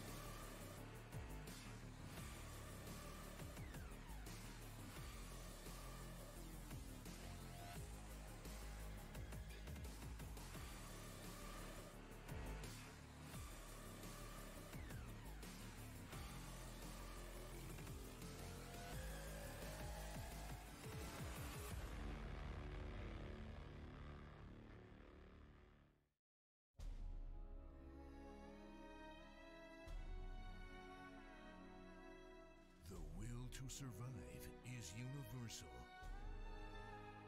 An instinct born in primordial times. The will to conquer is a tool, sharpened in time by thought and feeling. This is not a story about survival. This is a tale of conquest.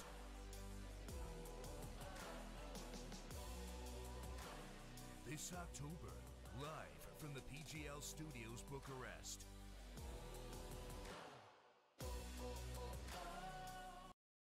Sixteen of the best teams in the world will compete against each other for the lion's share of $100,000 prize pool and the chance to take home the championship trophy.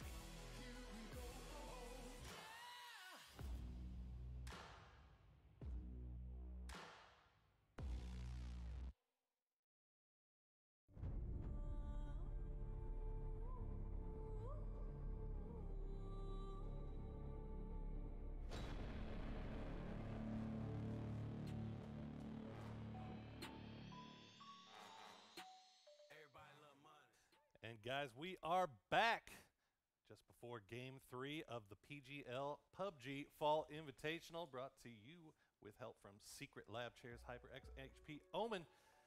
But guys, we are about to get into Game 3. I do want to remind everybody that we also have the website live.pglpubg.com where you can check out the map stream. You can check out live.pglesports.com where you can check out the map stream. You can check out all the individual team feed streams as well. You can go check on, you can go watch Divine and see what it is they're doing. We brought Toffees in now. Toffees, what do you think? Divine, I mean, you asked me you asked me at the start of the day who my top 3 teams to keep an eye on today was, and Divine was one of them. And the reason for that is you never know what to expect. They're with wild. Divine. Yeah. And we saw that with the push that they used coming out of firing range. They sent 2 players south across the road into no man's land outside the circle and did a sweep push from there. That's what cost Vitality and ultimately cost FaZe as they tried to come in. And the reason is nobody expects, like, what? That's one of those where you die, right? In a PUBG game and you go, why is someone there? Like, why is this guy in this bush? I don't understand. Why is this even happening to me? They were definitely yelling when they died. Exactly. Yeah. And 20 kills though, Lothar. That's not a joke. Like that's not an accident. I mean, 400 points just for kills, right? This is kind of insane when it comes to the standings. I mean, we have 6 games today. This is going to be the last game on Erangel today. Right. So it's going to be interesting to see the same teams now battle on Miramar after the next game. But still, we need to focus now on the Erangel, where we're going to be looking closely to Divine, OMG again, because those are the 2 teams that kind of are being proving themselves right now here in this tournament. Right? Well, I mean, it's the last map on our end, just like you're talking about. This is the kind of end of the comfort food before we move over to Miramar, where things can get a little bit more spicy. So this is kind of like the last chance for a couple of these teams that we were expecting to be doing a lot better, i.e. like Ghost and Liquid, to make a stance and kind of come back. If they go out early again here, that's almost making a statement that you don't want to make. Well, old Miramar is known for being really good on or old Liquid, I'm sorry, is known for being really good on Miramar. I mean, how much of this scoreboard leaderboard so far, Toffees, that we're seeing is a byproduct of having 2 extremely north-central circles? I mean, and that's a big one. We talked about this between matches, right? Vitality is on the bottom of the scoreboard, but a big portion of that is it's the worst possible circles for those 2 teams. I mean, that is a really hard rotation. FaZe is pretty far south, and they still managed to make their way into the circle in 2 good placements. And here's my argument, though. So FaZe is far south. FaZe doesn't. There's nobody looting between them and that northern rotation around the Kameshki split. No one's in Kameshki right now. Knights vacates that area very early on their rotation, so FaZe can do it uncontested. When Vitality leaves, I think maybe they should follow FaZe because that might work better for them. Possibly. But the thing is, everywhere that they go, there is somebody waiting. Na'Vi is doing the entire left side of the map on rotation. FaZe is doing the right, and the middle is slam-packed full of people. I'm not excuses. I'm saying right. It's just tough. My thing is the fact that I got to throw, and then you can I'll do it in 2 seconds. But go. If you see the circle pop and you're a southern-based team that loots, that means you leave early, and that's just kind of the way it should be, in my opinion. You don't wait. We keep seeing them tailing on the blue. Can you do that if you're Vitality, though? Yes, can you leave early knowing that you have to transition Position from military is always better than loot. Position is always better. It is. I don't agree about that. Vitality has, when you see you have a bad circle, and that was the 2 games for Vitality, you tail everyone because then every single team is ahead of you and you have an easy way into the next circle, and they did that. The only problem for Vitality is that they, at some point, make a really high risk, high reward play, and it doesn't go their way. Well, with Vitality, sure, they managed to make it inside the circle. They managed to get a foothold right on the edge, but then there were so many teams they couldn't push the rest of the way through, and that's where the fights ended up happening. I'm with Lothar on this one. So here's what happened. They came in south. They went north of Rozhok. They got into that position. Then they made a hard, like a really aggressive push almost to where firing range is, and they got knocked out on rotation. If they had foot pushed up and got in behind Divine potentially, Divine had that rise where Ninjas in Pajamas was last time, all to themselves for a very long time. Maybe that's the fight they take instead. So Lothar, are you basically saying that it's not the fault of the rotation having to come in from Military Island that Vitality is having a hard time? It's what they're doing after they make it to the circle. Yeah, I would say so. This is the second time we have seen that, because they had, in first game, they ended up being pushed by 4AM and C9 on the rotation next to Rozhok. In the second game, it was actually a very good point by Toffees. If they would push on foot instead of making rotation with 3 cars, probably would have a 50-50 fight with with the sorry guys, with the Vietnamese team, right? And that will end up with having a really good position on the map on the next rotation, and they probably, if they would win that fight, would probably have also a lot of kills coming from that angle onto the fire range. And I see where you're going with that, and I agree with the mentalities with it as well to a degree, but in my opinion, I just don't think that we can say that the very, northern circles are the deciding factor of where the points are breaking down right now. I mean, even if you look at it, we've had 2 circles that are very favored secret where they're at, and they're doing all right, but they're not necessarily in the same position as where we're looking at Divine and FaZe right now. Or the fact that the ones that they've favored, technically favored Liquid, I guess. Right. I mean, they've also favored Divine heavily. And this is true. No excuses. Everybody will say that out of the gate. There is harder circles for you to survive in than others, and Vitality has had a tall order. That said, they're not playing the way that I expect them to in terms of performance. They're not winning their fights. They're not winning 1v1s that they should be taking down, and they're sort of depending on these crawling into late positions. I'm happy with FaZe. FaZe is a team that doesn't do that well in Miramar, and they need to start strong on Erangel games, and they've done that. The opposite of that is I'm worried about Liquid. Liquid's going to Miramar where they used to be strong, but C9, by the way, pushed them out of their drop earlier today. So Liquid needed to pick up points in Erangel to make themselves comfortable going into Miramar. Interesting. They better win this one. Cloud9's been being a big factor in a lot of these early game positions. Sure, they went out a little bit early because they encountered FaZe on that game 1 push coming through, because FaZe managed to sneak in front of them. But, I mean, all things being considered, they've been doing a great job of just being an encountering factor as they move through. They're forcing everybody to kind of play off of their gameplay until they take those couple of casualties at the start and then have to just play off, oh my god, what's happening now? It's true. In the last match, I mean, you guys talked about it a little bit at the post game. Smitty got that kill with the one shot, right? Yeah. And yes, don't find yourself in that position, but they fought well. They pushed a very tough fortified position and came out on top there. So I do think they've had a little bit of misfortune as well as some mistakes. Gotcha. Well, guys, we are about to head into Game 3. We're going to take you back to WTF Moses and Cameron. I wanted to try to come up with something snappy to call Moses, but unfortunately, I can't come up with anything. I'm a professional, damn it. So here we go. Game 3 coming your way right now. Thank you, Papasaurus. I am joined here by Cameron Davis, and we are ready for game number 3, the last one on Erangel. And we have seen some consistency here so far from teams like FaZe Clan. And for a surprise for most of us here, Divine Esports as well. Yeah, and as much work as they've done, it has been similar circles. So I hope that when we get a different playing route, hopefully we get a different circle so we start to see how a lot of these teams, how they play in different areas of the map, not just the teams that have been winning, FaZe, Divine, but also Vitality. And this is a good playing route to start them off. They can drop down and start looting really quick. And we'll see if they have to rotate a far distance once again. But there's a lot of these teams that are going to have to fight for vehicles to continue their northern push.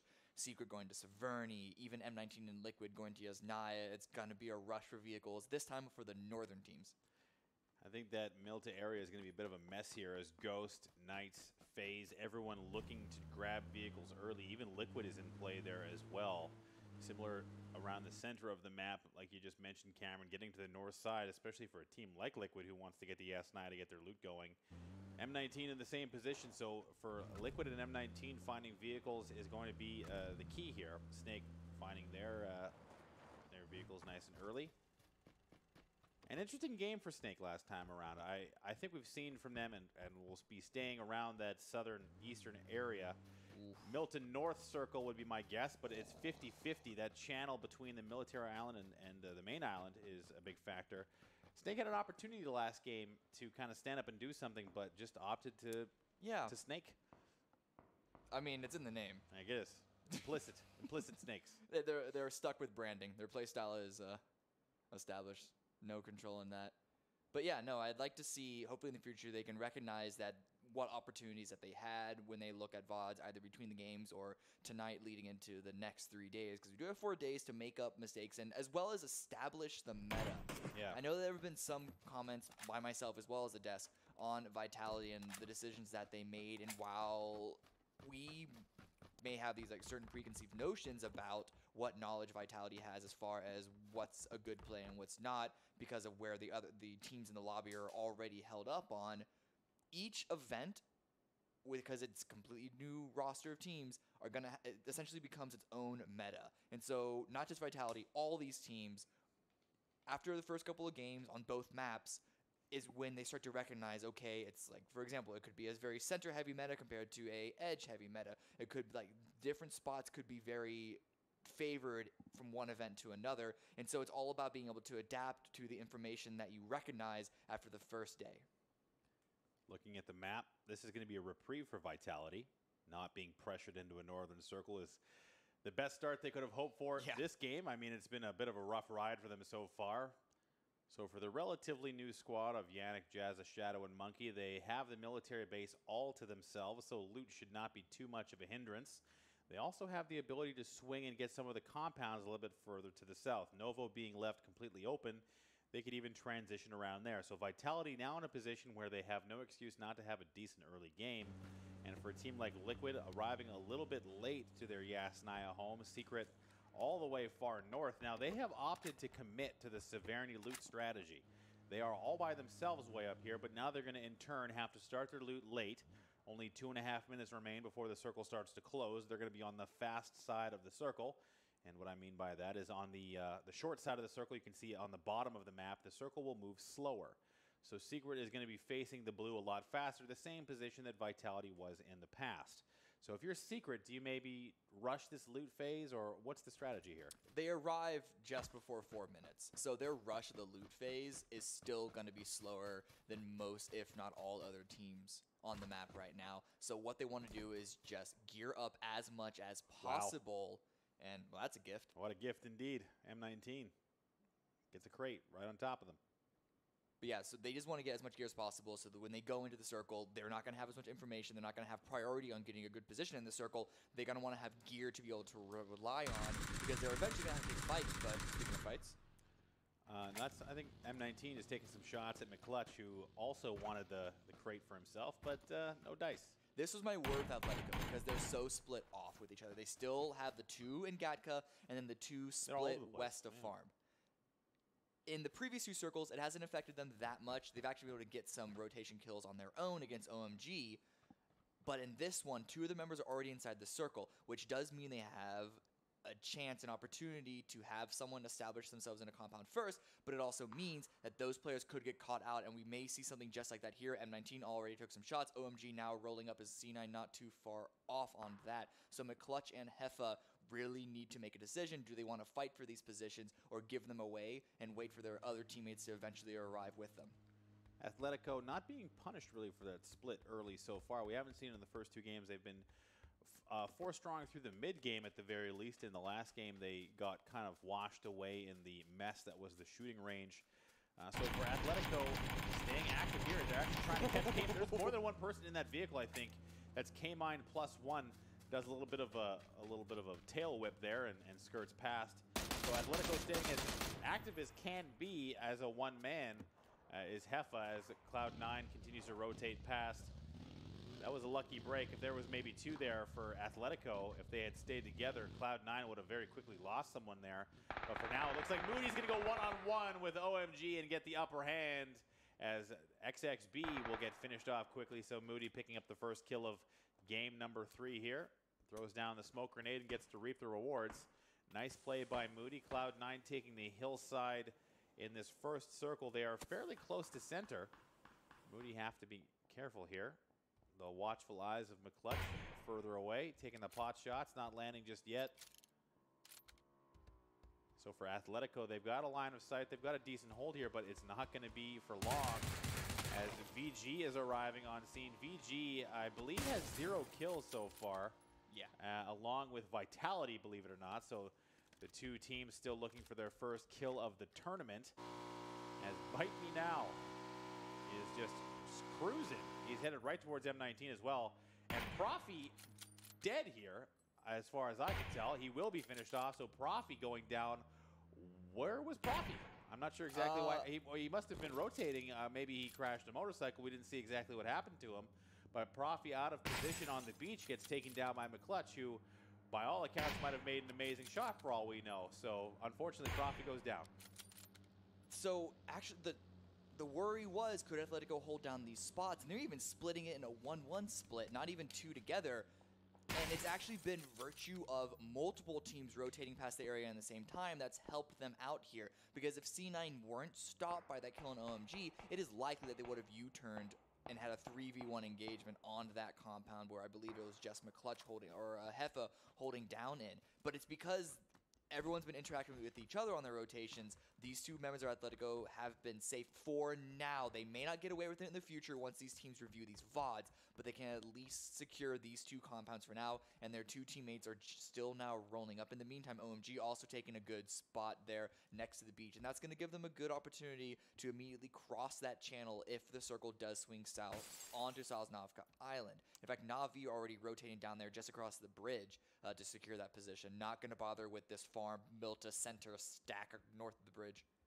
So it looks like the Milta region, the primary focal point here. And it looks like there's pretty much every team in this Milta region at this stage. A few still filtering over. Looks like Na'Vi is going to opt to go south along the military island, just kind of play this conservatively, maybe banking on a shift that goes south. Now, it is still very possible there's enough water involved that the circle could go south onto the military island, which would be a big boost for teams like Vitality and Na'Vi, who have opted to go down that way. Checking in with VG. They're around the farm area, sharing that with M19, who are just a little bit further away.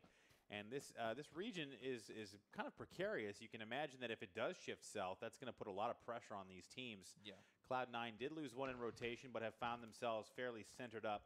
So the conservative style and that crash middle philosophy of the early game holding true here in game number 3. So for Cloud9, 1 kill and 1 dead teammate. They have their eyes set on VG across the way. So the center strategy, as we saw from the first 2 games, is exaggerated in this game because it's not just the center position that these teams are wanting. It's a bridge. It's a bridge position that these teams are wanting. They want a way to cross over. And boats are always a little bit of a risk. You can get sprayed down quite easily, not only getting to the boats as well as leaving on the beach, but also just driving over the water. But this many people around this bridge is going to make it quite chaotic. If it does swing down south, Vitality actually in a really good position to pick up a number of kills in. K-Mind is actually reaching out and saying, hey, how are you? Over to VG, taking down 1 with a headshot, but I think that res will come out shortly, keeping their eyes also on OMG a little bit further to the south. So Bite Me Now will get the res onto Ovo, and that's going to be a lost helmet for VG. A little bit under pressure here, but in general have not been the shining star of this tournament so far. Still looking for that first kill, like I said. Yeah. We haven't seen much out of them just yet, so we'll see if VG can get something going in this game. But for Cloud9 and M19 specifically, everyone's kind of waiting to see what this circle does. Secret coming in from the north. Liquid arriving on scene, just atop everybody, likely aware of the fact that the center area is going to be completely filled. Yeah. NIP 4 a.m. coming in from the west along with Snake. And Na'Vi not willing to commit to the military island just yet, holding on to the bridge position. Yeah, I actually like this by Na'Vi they're not committing fully in onto the military island, because if it does shift north, if it stays on the greater Erangel, they can easily swing back across that bridge out into the blue, but it's early game, so it's only going to be a little bit of damage. That's easy to med through, rotate far around and come in from the northwest or even further north of Pachinki, come past school. And so it's a good position to not have to dedicate themselves to either way and just wait to see where the next circle goes to then make a decision based off of, because no one else is in Sosnovka Island. That's a good guess, and the circle does swing down south. So you can see them immediately rotating in. Vitality, Crossroads, dead center. This is perfect for Vitality. This is their game, and now they're going to have an absolute massive amount of people headed their way. Na'Vi already on rotation. This is the nightmare situation for a lot of these guys, as everyone now has to find a way across, and everyone's moving all at once. FaZe, Na'Vi, Ghost, everyone is making a play for the center, as McClutch is like, you know what, you guys do your thing. I'm going to be collecting some more loot. As he smartly, I think, oh no, he did take the Yogg. Well, you know, I won't hold it against him. So now Nip is in a weird spot. They've allowed Snake to get all the way past them. 4AM is coming south as well. It's a mad dash to Military Island. Atletico has retaken this bluff area that we saw Cloud9 holding on to. VG on the move as well, and I think everyone is just kind of thrown through a loop here, Cameron. I don't know if they know what to do. There's so many movement options, but everyone's moving at the same time. You're gonna have to fight someone eventually on this transition. Do you fight them now but lose priority on your own rotation, or do you fight them later? Look at Cloud9. They're pushing on OMG across the ridge. It's going to be a tough move for them here. It's going to be a Ghost watching long distance as Cloud9 heard the boat arrive, but they're in this weird spot. Nerf is actually, some of his teammates have left behind. I think they may be called here, Cam, that not to push onto OMG. It's one of them did out of the three. It's right now it's playing in the shots. Nerf has an opportunity to drop Balak, but okay, Balak should not have been able to get away from that, but at least a little bit of a lifeline for Ghost to stay 4 strong right now. But still on the north of the bridge, like these are 3 teams that gotten tangled up on that northern side, or I guess 2 teams plus a Nerf. A pretty crazy dash, but believe it or not, still 62 alive through all of that. So no casualties in the mad dash to the military base. The water is playing a big factor here, as Liquid has surprised 4AM on the bridge, and Mista just cruises on past as West has been completely taken down. Samty in tow, hopefully feeling better now, making the zone. They've come all the way around the side. VG has just veered off. 4AM has ground to a halt, and Liquid has a clear path to the zone. They could decide to camp that for a little longer because there are a couple of teams outside, but the circle is too far away. And so they're likely going to want to continue in and try and grab a foothold as late as it is. They're not the only ones coming in late, though. We have this drama happening on the Milta Power Peninsula as Divine are entangled with the Knights and Secret off in the water. Secret opting for the nautical route. This is a fight for nothing. The Knights have been repelled. Essentially, here they lost Texas, and they've been pushed back. The Knights are not dazzling here so far through these first couple of games. Now it's very early in the tournament, very easy to turn it around. But we talked a little bit about the mental headspace as Constantine does the very stylish 360 dodge there. He's got the level 3 gear. I think that might have saved him a little bit. He's going to have to duck in and as Frolicker is taken down by elite player, and it looks like Samty is going to completely destroy both Ovo and Bite Me Now from VG, who have not been able to get across. They do have a bridge camp set up. They left one behind. I think they might have known that VG was on the way past, so Liquid picking up some more kills. But quickly back to the Knights, Cameron. Not looking so good for them in the first couple of games. You have to wonder what's going on with that team. I don't know. So the first 2 games, both up on Severny, they had to rotate through where a lot of other teams are rotating in. That's always a difficult thing. And this time around, a circle like this, you just cannot plan for it. Yeah. It's all on reactions. That's true. They got routed out by Divine as well as Secret in that peninsula, and so they're definitely on the back foot like a number of these teams are. 4AM, M19, and VG all in just a really bad spot, and they have to play just reactionary and by feel. Empty, I think he just got hit in the pan. Yeah, Empty taking one off the butt armor and putting some shots across the way. That's Divine he's looking at. This is home for FaZe in this area. They've been around this spot a lot. They've managed this position in times past. So for now, they've got this kind of border guard situation going on as they watch Secret rotate in their boat. It's Fiend, and I believe that might be all of actually. it's only all two of them. secret. Oh yeah, it's Paranga and I can't see who else Smitty. is still on the primary island. So it's going to be Fiend and Noah on the jet ski, sharing, holding each other closely, and making their way to Novo. As Smitty and Paranga, they hold on to the bluffs. So for Divine, now it's a question of what do they do? They're going to have to swim across. We've seen yet another circle shift. The water is going to continue to be prevalent as Ghost and Cloud9 are kind of sharing the bridge area, with M19 now having to force their way across. 4AM has to make a move as well. Ghost has a nice bridge camp set up on both ends of the map. Cloud9 looking towards their wayward teammate in Nerf, but Vitality maintains a dominant position in the zone, and Nip on the south side still can't find a way in. Na'Vi, they chose a power play when they went for this hilltop because they had a from their position on the western bridge, they had priority on getting in onto the island, and they chose a spot they could rack up a number of kills. Have yet to claim any themselves because so much of the bridge is still in play. No one's had to commit. Not that many people have had to commit onto the island. Liquid roll up, and Na'Vi still aren't able to land the shots there. And now the circle moving this far north does diminish this position for Na'Vi. And so perhaps not working out in the way that they wanted to, but they can still push down after getting a number of kills. It's all on Vitality, as you mentioned, in a really good spot. But Vitality, they don't like to take fights early. Traditionally, they like to stay low later on, and so this is certainly a better game so far from the first two. That sucks for Voxic. Oh, yeah, it's rough.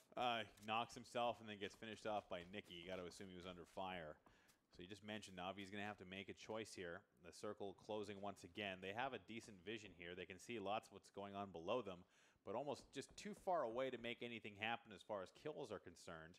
And they are going to lose that position most likely unless we see... Well, I mean, we're in phase number 3 here, Cameron. This could be the water coming out and shifting south. It's possible that Na'Vi maintains their position on the hillside here, considering the size of the zone. I like this by phase. They actually pushed out towards the edge because they recognized the possibility, or even just spotting out Secret rolling up. Actually, we did see Yem take a couple of shots early out there.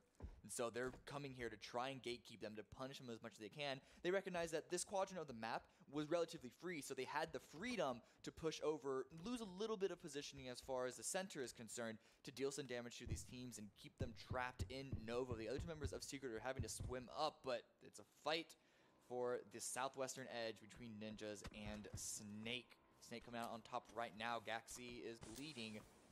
That was a down from Team Liquid at long distance, I believe, yes. as Gaxi and the remnants of VG are arriving. They've already taken damage from the dismount. James has to back this off. Aggressive positioning here. You have to. Liquid's kind of been punished on this a couple of times, as Biza does get another knock onto ZKK onto Snake TC. It's Na'Vi. And that's it's a long distance here. So Snake under fire. Nip now having recovered, as far as I can tell. They have the zone. They're sharing this now with both VG and Snake, and Liquid is there as well. So this little area kind of rife with teams, but not a lot of lines of sight, I should say, to get any fight started. No one can peek out because Na'Vi on top of that hill. Right, that's true too. Na'Vi holding on that side. We will see now. This is such a stupid fight. It's a tough fight for 4AM, but for M19, they're completely entrenched in the gas station. They have to be careful not to allow 4AM to get too close. We haven't seen too much team fighting prowess from 4AM so far, mostly on the receiving end of kills in rotation and other such factors. We will see yet another circle shift, and just like that, we guessed it, all the water comes out. Na'Vi maintains their position. Liquid as well. Vitality sitting very pretty in their spot. Snake TC being ripped apart from all angles. I believe it's only Buganow and maybe a couple of teammates left, as Secret and others are dying to the zone elsewhere. So it looks like Liquid is just slowly starting to stack up kills in their position, as Divine dies to the zone in 16th place. So that is a fall from grace here in game number 3 after 2 strong games, going out now in dead last. Dying to the zone. I think they just got held out by both 4AM, M19, Ghost, and even the Knights were involved there at the beginning. So a tough run there for Divine Esports. But now it's all about the teams who find themselves in dominant positions. Na'Vi is one of them. Vitality is the other. I have not seen a kill for Vitality yet. And 4AM is just, they're doing something.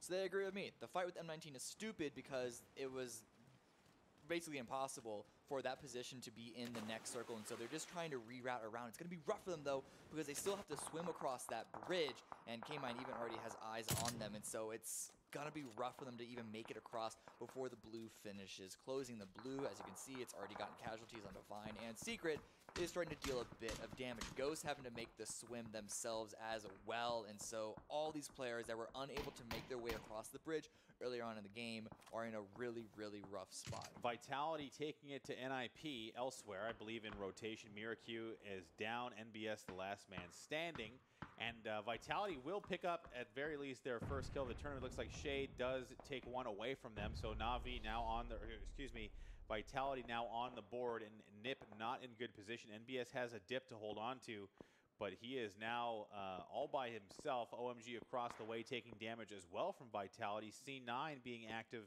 nearby with Ghost trying to hold him out of the zone. And M19 now facing a dash in the blue, and there is not a lot of maneuverability for M19. McCoy drowns, and this circle is now claiming more casualties as Nerf has got Ghost completely held out. And the zone is killing M19 unopposed, no damage coming their way. Ghost is completely distracted as both the Wanderer and Constantine go down to the zone. M19 had waited just a little bit too long. Elite player taking damage to the zone as well. You have to wonder, maybe a vehicle crash there playing a factor as the res will come out. I don't know if they're going to be able to get Wanderer. M19 is in desperate need of health here as Wanderer and Constantine both go down to the zone. Elite player having to med all by himself. I don't think he can make it, so at the very least, M19 is losing all 3 players here. 4AM also in the water. This zone is about to take the lead as far as kills is concerned. Yeah, actually, that wouldn't be a surprise later on. Balak does go down to Nerf, and so Ghost still struggling to make their way across. They have Extreme, who's actually on the bridge. So their last player isn't having to swim. That's at least something that they have on their end. But yeah, the blue is now overtaking 4AM. Knights were just barely able to make their way on top of the coast.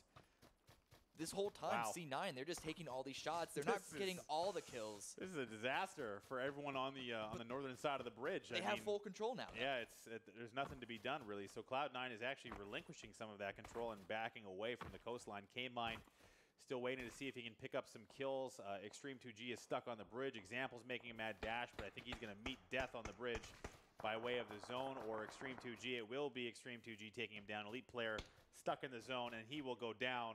And just like that, we see Extreme 2G, M19's Elite player, and Aluka all go down. And that is 3 different teams dying to the zone, plus Divine Esports, the circle undefeated so far, Cameron. Can this thing ever be stopped?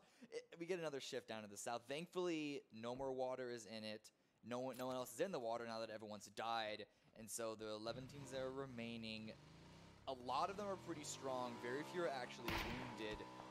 As far as it's Knights and I think Snake that has lost more than 1 player, but now's the time to start breaking your way in. You can't just go by virtue of rotation. Na'Vi got the zone again.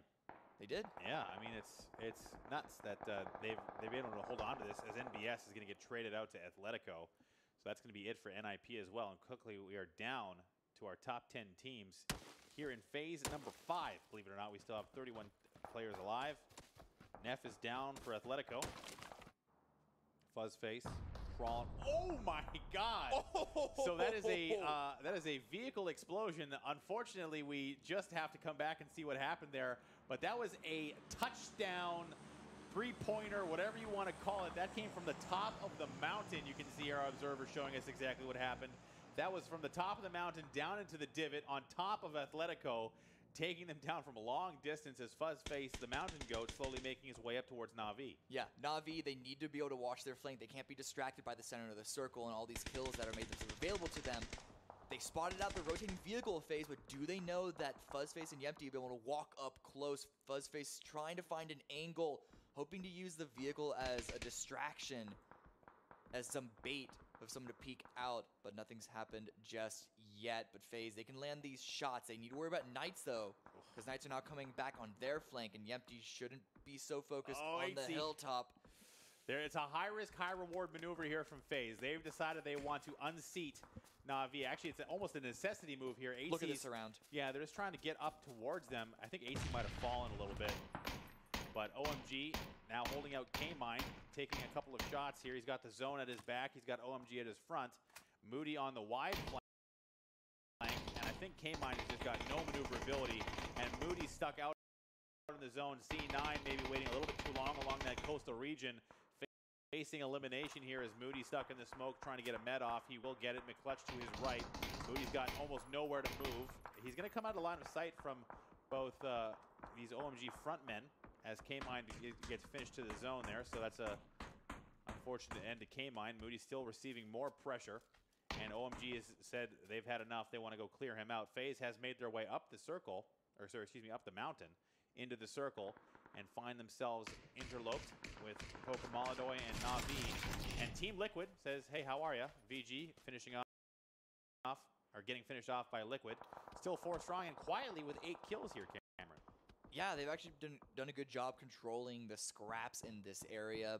And it's actually good timing, too, for them to flush out Vici at this time because they have to push to the circle. It swung in towards the east side on top of Na'Vi once again. This is the fight. This is the fight that we've been wanting to see here. This is slowly becoming a necessity for FaZe to try and get up here with Na'Vi. I'm not sure if they want to get aggressive. I think they're too spread out to make any plays, but they've done good at staying out of the line of sight of Na'Vi so far. But Na'Vi, not stupid. They know something's going on. I see AT trying to med up. You have to wonder. Pokemaladoy is just trying to figure out. They don't want anyone to get on top of them here. They're just trying to rotate around. Yep. Na'Vi are going to have to come down from this hill eventually. Yep. And so FaZe are just trying to be able to get in position to punish them and to keep them out. But Liquid also rolling in is going to be a little bit of a distraction for FaZe. Yeah, That's the problem. Samty just more interested at the long distance fire. And FaZe has come around. I saw this coming a mile away. Yempty takes down and finishes Jeems. And Clouds actually strangely goes down to the zone. So again, the zone claiming one more victim. He's only in the down state, but it'll be hard to res him. Yempty backs away. He's with 8C. Samty just 100% focused on getting as many kills as possible. That is the name of the game here with 20 points per kill. Samty gets nothing for all that effort as both Bike and MMLS go down to Na'Vi. And that is more kills for the Hilltop champions here as FaZe in good position, but not doing much in the way of getting traction on kills. As we see yet another circle closing. Liquid has the kills. Na'Vi's done okay for themselves. Vitality with the zone for most of the game finds themselves now having to get more active coming in on the northern side. Lots of time to face. Nice. Snaking away. Vitality are actually quite isolated. Yeah, they are. Exactly what they want. They like to save their resources for the very end. And that's a very difficult compound for people to push into, which is why we saw so many people wrap around the western side and come into OMG. And that those hills, which, sure, Vitality have only picked up a couple of kills, so their points aren't going to be as large as, say, FaZe at the very end of this. But it still means they're going to have a good shot to finish this game once everyone else clears themselves out. And Liquid taking a lot of damage here. Oh, wow. Actually, FaZe, I think we'll get both of those. Vitality will finish off a Pizza. So Snake does get the initial down, but Liquid just loses 2 players very rapidly. And I think they could only be down to 1. It's only Samty left standing. We lost James earlier. And FaZe smartly rotating. You called it, Cameron. They've moved into the zone. They've gained map control. And now they have the zone on Na'Vi, who's got a long distance to come down this hill. The Knights are in a wide flank position. Crema only with the single kill on Knights. They did not have a good game so far, but they found themselves in the top 5. And Yempty now having to make his way down the hill. And not out of the line of sight of Crema, who will knock him with the headshot. And now look for the finish. Here comes the long distance nade. That looks like it's on point. So Jempty going to be going down here most likely with FaZe. There's no one anywhere near him to res. FaZe known for their ability to get those late stage reses, but Yempty's just too far gone, unfortunately. And now it's going to be one more kill going on to the Knights. As FaZe is now down to 3. Knights with 2. Vitality with 4. And now it's a matter of who has to move where. FaZe now coming down. They have the zone on Pokemaladoy. Will take him down. And just like that, the plan is unfolding for FaZe as they have the low side and they have to jump down these rocks. It's very difficult to manage, Cameron. Yeah, and they're going to be taking some damage even just from the fall damage. And the animation, too, when you hit the ground, you can't really react. Exactly. And so it's going to be rough for Na'Vi. They need to land these shots, but FaZe are doing a good job. They've been this entire time of making sure line of sight was broken. Crema fell to his death. Yeah. So Gravity claims another. And really, I think we've seen more people die to the environment than to each other so far as Na'Vi starts putting the tax to Vitality on the low side. Vitality does make the zone, no downs in their favor just yet. But Na'Vi is quickly running out of time atop this mountain, and they're also running out of escape routes. They see Samty down below, but they can't quite get a line of sight. The X-ray playing more of a factor for us than for them. They could have easily just taken, or maybe not easily, but they could have taken that road and fought through phase, or taken the immediate, like, right now safety route of just taking that cliffside. But then the circle moves again. If it moves off of them, they're gonna have to basically jump down to their death, and so they're at least able to get top 5 for that. But they didn't want to risk having to push through phase. They want to let everyone else take care of each other first. So it's a conservative play, and it's for immediate points they can get right now, though it's not necessarily the play that you want to do if you hope to get the win at the end. Graham is just like slowly crawling towards Drake. He's like, please, please, safe press, safe press. Not going to happen. So now the zone is closing, and we are going to see a shift go relatively, it's going to favor Vitality. Yeah. I mean, Drayden is down there, but he's the last man standing. And this issue with Na'Vi and FaZe and Samty, who is chilling there, is going to have to come to a head. And I think this one goes to FaZe, really, because they have the low side. They have the closer spot to the zone as Samty is spotted and taken down by Sadovnik. And that is going to be it for Liquid going down in 5th place. A little bit of an improvement. They had 8 kills as well. A step in the right direction for the slow start there. Botchlin, the Mountain Goat, jumping down one at a time. He's going to be landing right on top of FaZe here shortly. His teammates are going to have to follow. 8C and the rest of FaZe lying in wait on the low side. All eyes pointed upward. They are ready to engage at a moment's notice. But meanwhile, only 15 seconds. Vitality has map control and the zone, so whoever wins this fight is going to have to go through them. They're also going to have to deal with the fact that Vitality could spring up and engage at any moment as well. So for the Knights, they have one left in the game. It's Drayden on the north side. And the circle is closing. So now it's a matter of who is going to get the upper hand, who gets the initial knock. Na'Vi gets the initial burst out, but they land hard, and they're going to get taken down in the animations, and that's going to be very easy for FaZe. They did get one down in that fray, but they're going to have to go immediately for the res. Only one left standing for Na'Vi. Vitality hearing this engagement, looking down behind them. I think they're missing someone, Cameron. There's someone who's just not quite present, and that's Drayden from the Knights. Batulin, he's made his way down, but I think he's just going to try and med this out. He knows he's going to jump right into the waiting arms of FaZe, or whoever sees him first. It's going to be Vitality, so FaZe will be the upper hand winners, but not out of the woods yet. They're moving down into Vitality, and Drayden has come alive in the back line, I believe. Oh, that was just more shots coming down. That's nades landing all around. But I saw a line coming off of Drayden, who was lurking there in the back. But FaZe has gone all the way down the hill. Mixie on the wide flank. They will lose Fuzzface, but Mixie is going to catch Drayden in the open. Who is going to win that fight? That's going to be important for them. And Mixie now just committing to this flank. He's gone all the way around the side. Drayden, and now 8C goes down. So Mixie's the last man standing. And just like this, Vitality is looking like they have this game in the bag. 4 men up, 4v1v1 for them. And this is going to be a situation now. 8C in the down state, so I don't think that Mixie can get a res here. No, unlikely. Vitality is just going to rotate along the top. They're doing the crouch walk. They're being ultra sneaky. They know they're missing Mixie. But he's been found. Okay. He will get one, but that was going to be it for FaZe. And just like that, Vitality looking now like they are going to secure game number 3 here on Erangel, as it's only Drayden, but he has the hero factor. If he could only get up this dang incline, as he is just trying to find his way up, looking for that glorious pixel walk. He just can't quite get it. This is the final circle. The circle is closing, and Drayden desperately, the environment, looking to claim yet another victim as a Vitality encircles him, and this is looking very, very bleak for the man from Knights. And you get it down. He actually gets an initial down. He can flush that kill. It's a free 20 points at the end. He's trying, but he's trying. This damn ridge, man. The line of sight. Honestly, they could like. I don't know if he can get up. There's just no way he can't find it. So I think that Drayden desperately, frustratingly, cannot get. This is poor. You know what, man? Just that's a hard rip, Drayden. You know, I appreciate you. I think that you've done a real good job. You've left it all on the field.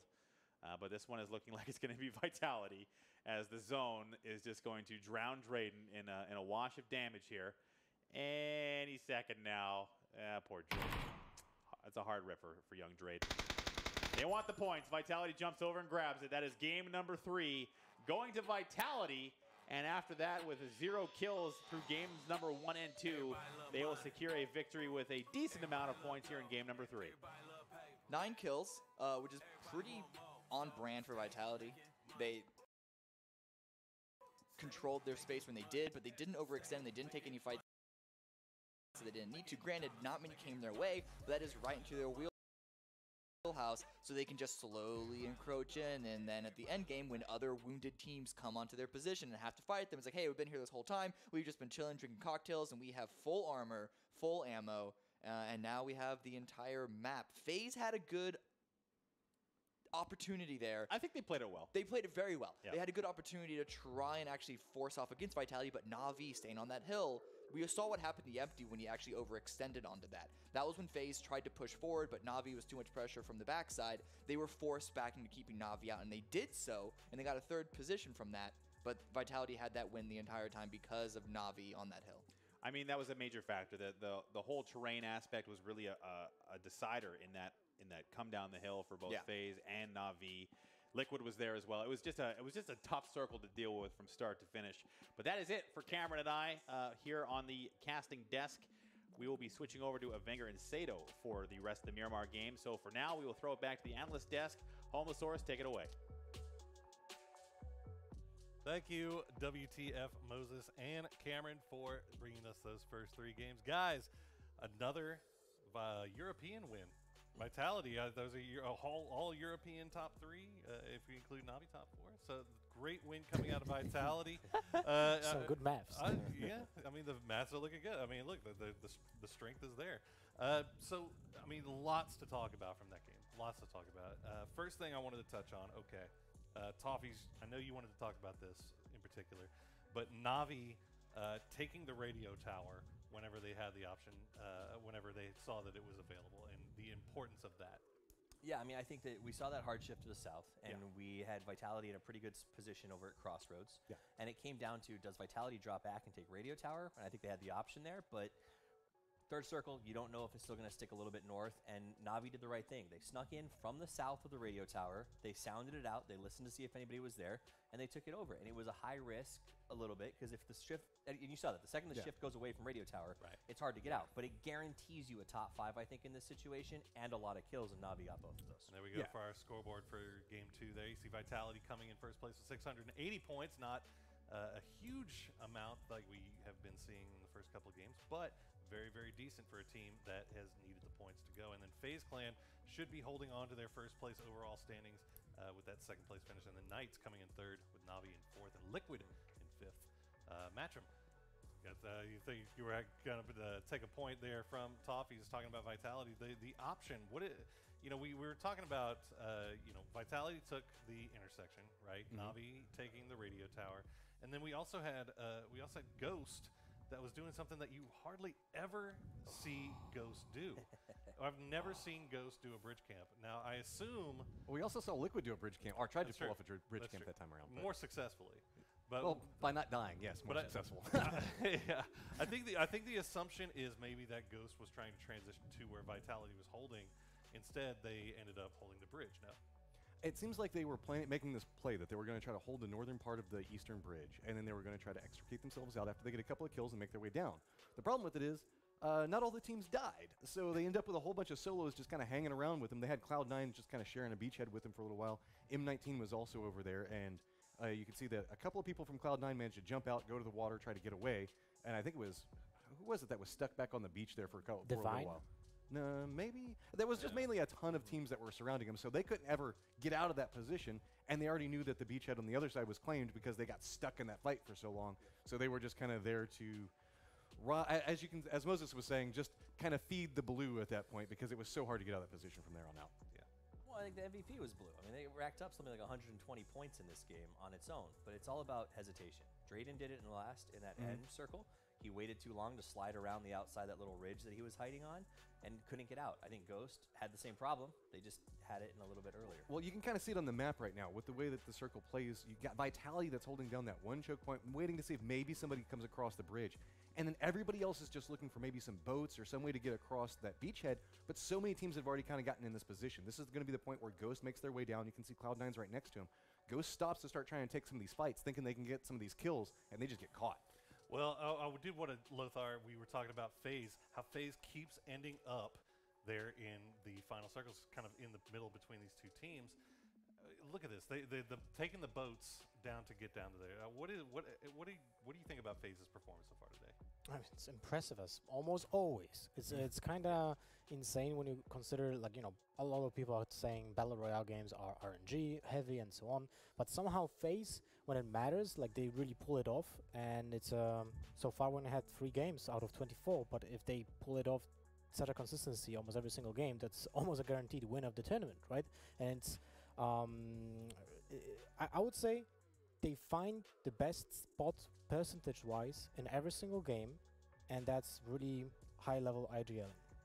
Well, they're always great about kind of cutting off and getting in front of somebody, like what we were seeing inside of this game, where they go for that reposition, waiting for Navi to have to make their way down the hillside. If they have to leave the antenna tower area, they can just wait and catch people out. They're always great about getting in right in front of somebody, knowing who's coming up back behind them, and getting a defendable position to whoever's inside the safe zone can't necessarily kill them easy. And it's just great map awareness. Yeah, in this case, I'm sure that FaZe is aware that Vitality is only taking military base, no one is taking Novo, right? So when they do this early rotation with the boats towards Novo, they can cut off the other teams that are rotating into Novo from their previous position, basically. So by doing the early rotation, they get higher chances of gatekeeping other teams. And denying resources back out from the boats, making sure that nobody else can access them. That you just gotta love it. A big part of this is looking at the denying map right now. See this triangle cover that they're doing, and this is what they thrive in. So they moved in with the boats south of Milta. They covered a triangle outside of Novo. They don't sit in Novo where you can get trapped on an exit. They hold a spread position so that they're always gathering information, and then they left that spot and pushed up to the radio tower. In a smart rotation play again, put themselves to the south of the tower and limited their exposure to the rest of the map. That's what they're doing best. This is the FaZe that I come to see. FaZe that is willing to fight, but they fight based on just this ability to gather information and have faith that they can go 1v2 against anybody in the game. And when they do these triangle sort of spreads, that's what they're saying. They're saying, we're okay with you going this way because we know that if you get pushed, you can handle it. Well, guys, we now have Yannick from Vitality that is ready to be interviewed. Our game 3 winners here. Yannick, can you hear me? Are you there? Over. We hear you. Okay. Well, I guess one of the questions we wanted to ask, when you guys were deciding where to take, what position to take and hold, you chose the intersection overtaking the radio tower. Why was that? I don't like the radio tower. Problem is that coming down from the radio tower gives so much trouble. You've seen some teams were stuck at the radio tower, and it was just bad. It's just bad coming down from the radio tower. So really, it's just kind of leaving the tower. You don't want to have to mess with any of that. Exactly. I want to stay away from it. Gotcha. So anybody on the analyst desk? Yes. Yeah, oh, go ahead. I was going to say, you guys had a cheeky reposition that kind of came out there. Whenever you guys were kind of holding where Crossroads was at, you saw that there was a team that was up on Radio Tower, and it looks like you guys also got vision on several other teams. I think it was FaZe at that point that was kind of at the foothills of Radio Tower. And you guys managed to do this nice rotation out from where you were at, up the hillside, and just deny all line of sights. Like, did you guys have firm awareness that, okay, we're totally clear if we make this play, or were you guys still very cautious and worried about, like, snakes in the general location? No, snakes not really, because we cleared the whole side, like our east and west kind of. But we knew about FaZe coming from Novo, and they scared us the most. But then they started a fight, and we just went up there without being scared at all. So take it back to what we talked about in the end of the last game. Up here on the panel, we talked about the last 2 circles were rough for you guys. This one sort of worked out on military. Do you think that that's a reason? Like, why did you guys struggle in the first 2 games, or the last 2 games, not this one? Oh, it's surely one of the reasons that we had the 30K and won the game, and also the other 2 games where we kind of not played good because we had to travel so much and we couldn't find a spot in the tournament at all. It surely has something to do with the travel time, with the cars you get. We had in both games we kind of just had no fuel in our cars, so it was just not good. The long rotations, I think. Yeah. Hey, some people coming in and look at him. All right, we're trying to. So new headset. Sound people MVP. Look Oh, at we that. can hear you There now. we go. Oh, There we perfect. go. I thought it was just me. I thought No. it was just me. Maybe So I was guess just the like- important question is, I how's can't it hear feel to you. have a new headset? It So we fits- just it fits way we better. want you to repeat everything that you just said for everybody that's going to be watching right now. So all of our questions, just bring it Okay. on back for us. Okay, TLDR millbase is really nice, and the North Circles are not so good. No, what I said is that the North Circles we hadn't had fuel in 2 of the games, and it kind of screwed our whole game plan because we kind of panicked. We realized too late that we had no fuel, and I mean that was the reason why the first 2 games went really bad. And of course, a millbase game we are always favored, but we have always enough negativity playing millbase, so I think it's okay having once in a while a millbase circle. So hopefully this fuels you as you go into Miramar. Hey. Oh yeah. Fuels him. See, don't laugh at his jokes. Don't smile at Don't that. encourage him, please. Don't encourage. Please. All right, Lothar, what do you got? I just wanted to ask you, like, you're going now into Miramar, and what's your approach to changing the map right now? You know, it's a 6 games day, so it's a lot of physical exhaustion as well. Do you guys have any plan to like play around it? In Miramar, we are kind of centered plate, and you mean playing around the fact that so many games? Yeah, and changing the map, which requires you know, to change the game plan as well, right? Changing the maps after 3 games is actually better for me in my. Also, this is what I like the most, because you feel kind of exhausted after 3, 4, 5 games Erangel. So having a switch is fresh, is nice. I like that. I like that. I don't like the 1-1 change. So you have 1 Erangel, 1 Miramar. That kind of you need to be. Yeah. I don't know how to say, but It's nice to get in a rhythm. Exactly. Yeah. Exactly. And I'm looking forward, and I think it's freshing. Well, speaking of a rhythm, this is a nice win for you guys in Game 3. You think this is going to start a rhythm going through the rest of the tournament here? Are you feeling good for going into Miramar? Yeah, I hope so. I hope we can get 1 more win on Miramar, and then we are settled if we have 2 more consistent games. Okay, so 2 consistent games, 1 more win. That's what we're going to expect out of Vitality for the rest of the day, right? I hope so, yeah. Absolutely. All right, well, thank you so much, and congratulations on that big Game 3 win, guys. We are now, as you mentioned, going to be taking it to Miramar. So what are some big storylines kind of sticking out to you? I guess we'll go with Matchroom. For right now, we'll make our way across here for Miramar. Rotations/transitions, since I know you have this hatred of us saying rotations. It's not a rotation unless you go back. Okay, so rotations, I think, is going to be a big part of it. Just kind of mess with you a little bit. Miramar is always really hard to go from one place to another, no matter how many clean paths you have, with the amount of people that manage to stay alive in Miramar. And I have to say, we haven't necessarily seen Miramar been getting like a ton of attention with a lot of these teams. So we kind of hinted about how the X factors were with like OMG kind of bringing their family squad inside of here. What type of curveballs do they bring inside of a Miramar game? Lord only knows. I mean, I think at this point, I think it's safe to say that we're done with the whole, any of you don't like to scrim Miramar. Like, they're scrimming the crap out of it. Like, they have gotten to the point now where they understand I wouldn't say that they're not going to enjoy escape it sometimes. They don't enjoy it, but they know that they're going to have to play it. Yes. And they accept It's eating their vegetables instead of just going straight to dessert. without a doubt. Exactly. Yeah. Exactly. And I mean, I think it's starting to show now, don't you, Toffees? I mean, you can start to see that some of these teams are actually showing a lot more knowledge of the map. And you're actually starting to see some more playmaking coming out. Yes, and I've been harping on that for a while, is we need to learn the nooks and crannies of Miramar the way that we know them in Erangel. And now that teams are starting to get comfortable with those, you can see them a little more excited about changing the map up, trying out some new things. That said, there is still a very strong funnel system. Picado is the drain down which bodies fall one after another on this map. It's right in the middle. All of the rotation or all the transition paths tend to circulate around Picado.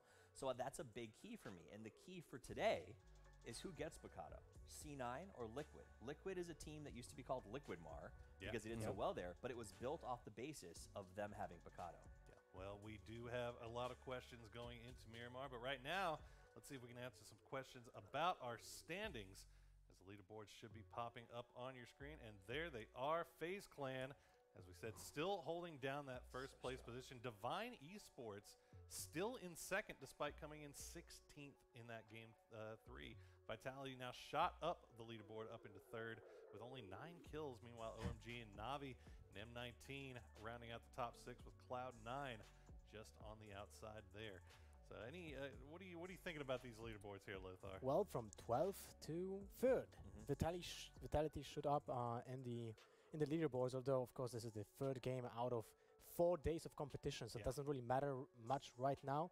But I say it doesn't matter, but FaZe Clan has a huge lead already. It comes down to first places, and that's what it is. Okay, they only have what, 11 kills? Is that what?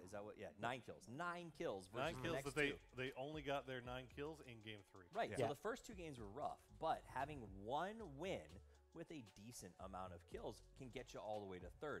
500 points for first place. Second place is only 365. That means that, yes, kills are important, but consistent winning teams, when we start to see repeat winners, we're going to see them skyrocket. And that's a prime example of what's going on with Team Liquid. You can kind of see that the kills drop off on the second side of that leaderboard there. We've got Team Liquid holding down 12 kills, by far the winner from 9 to 16. But placements are what's getting them, just because naturally PUBG rewards placements so much. After day 1, Lothar, are you worried if you are falling on that 9th through 16th on the right side of the leaderboard? Are you really nervous, or are you just kind of taking it one day at a time? I would say you just focus on what's in front of you and not what's behind you, right? This is not the moment when you should think about other teams, what they're doing. You should just focus on yourself. And in this case, all the teams should just, the ones that are on the bottom of the table right now, should just ignore what's happening already and just get every single game as a new one, as a fresh one, right? Kind of keeping that mental positivity, right? That positive mental attitude.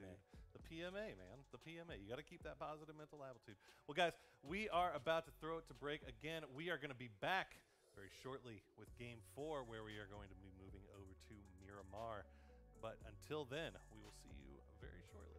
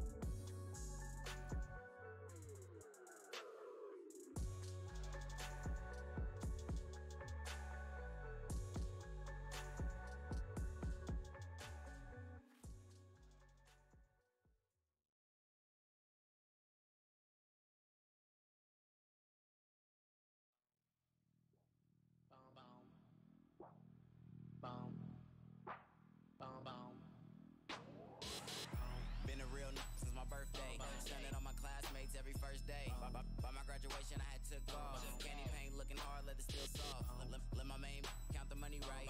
Couple during lunch for the appetite. Now everybody wanna be friends. So for now on every car, I gotta have tents. Feeling real presidential. Everybody ain't able, but it's all mental. Homie better switch up his mind state. Ain't had a 9 to 5 since my mom's place. Somehow still have money though. Young little spoiled, but you love it though. Visits to the hood when I feel bored. Yeah, in the hood cause y'all can't afford. Being had the dream cash press record. And win Hollywood as my reward. Celebration just because it feel right. I been half followers in real life. I been half followers in real life. Been half followers in real life. Nah, like for real though. Really had like followers in real life.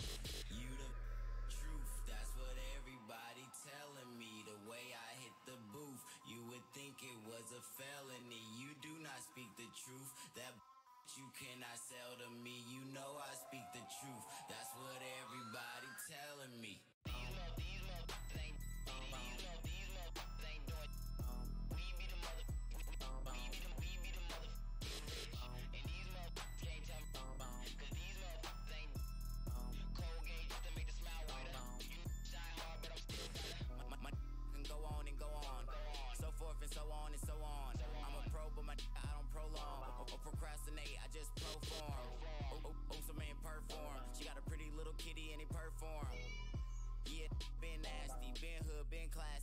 Me about myself, and I might tell you something, but these motherfuckers can't tell me nothing, and these motherfuckers can't tell me.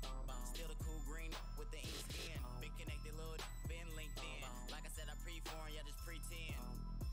Been looking sunny, so let my rain begin. You the truth, that's what everybody telling me. The way I hit the booth, you would think it was a felony. You do not speak the truth. That you cannot sell to me. You know I speak the truth. That's what everybody telling me. You the truth. That's what everybody telling me. The way I hit the Yeah. It's for my players. And all my pimpin' homies. I keep it funky. Oh, you smell me now? Yeah. I can't do nothing but smile. Why? I keep it funky. 'Cause this is all I know. Yeah. I gotta get that dough, and that's for sure. I keep it funky.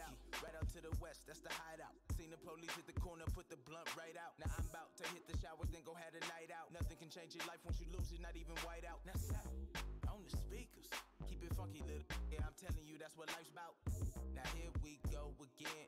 The homie came and swooped me in a stolen Benz. Yes, mama, they move weight, but those my friends. You heard that story about Jesus? Well, I rose again.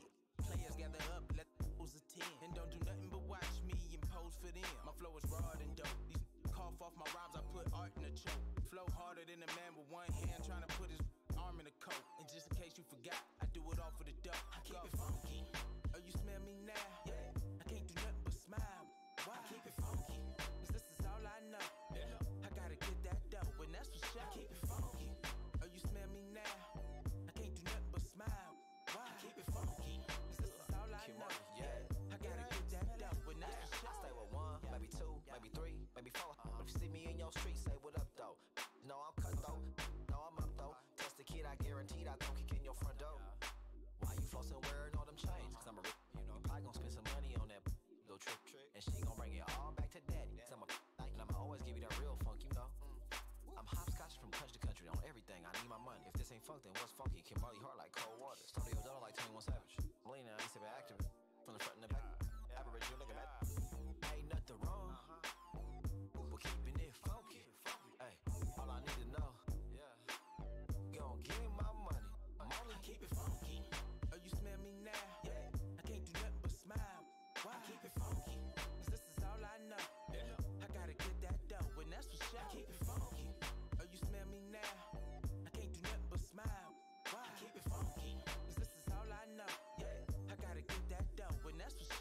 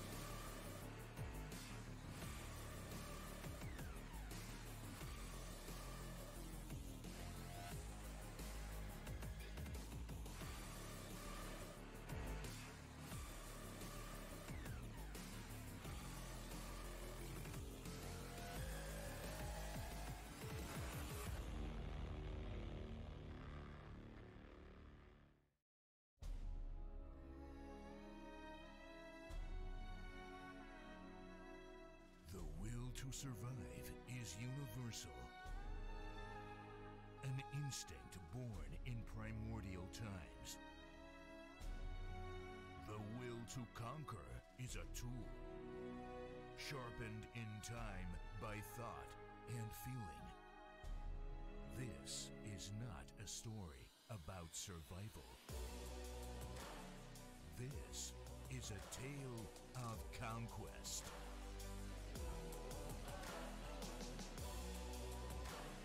This October, live from the Pgl Studios Bucharest.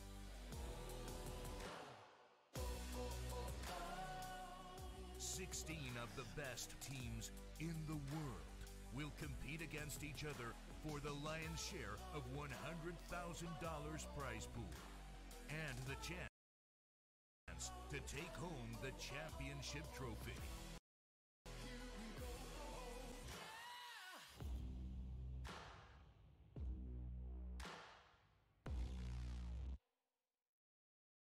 My name is Fuzzface and I play for Faceclan.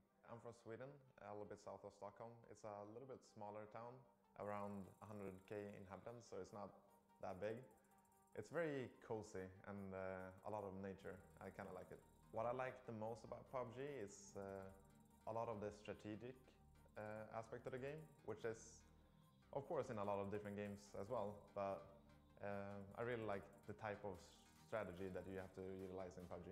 How I feel about the development of the game, they've come a long way from what we started, but there's still a lot of stuff to fix and do. But overall it's been improving. Change one thing about the game, it would just be less desync. Any map can be competitive, it's about how good it is for competitive. I think the way we have structured competitive scene right now, Sanhok is not like, it doesn't fit into that role. But if you change the competitive scene, then it could possibly be.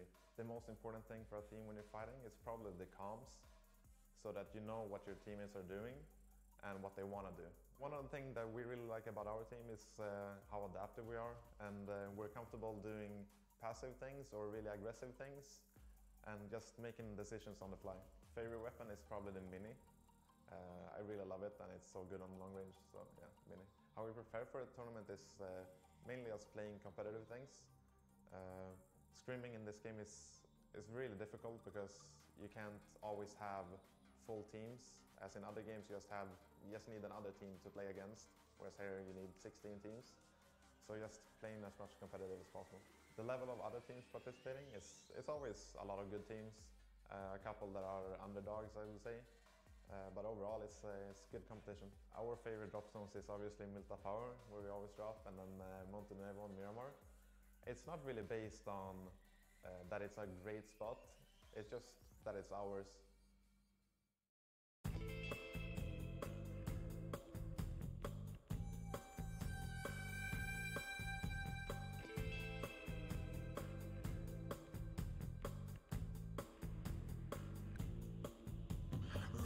About now, the midday sun is beating down on me. Out there ain't a cloud in the southern sky.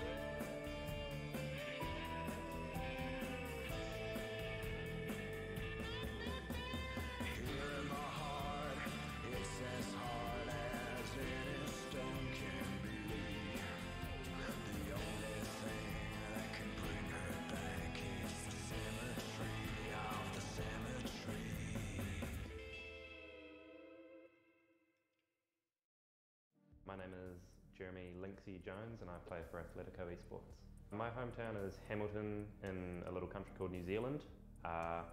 There's really not a lot to do there, which is probably why I got so into PUBG. What I like about PUBG the most is the teamwork and the strategy behind the game.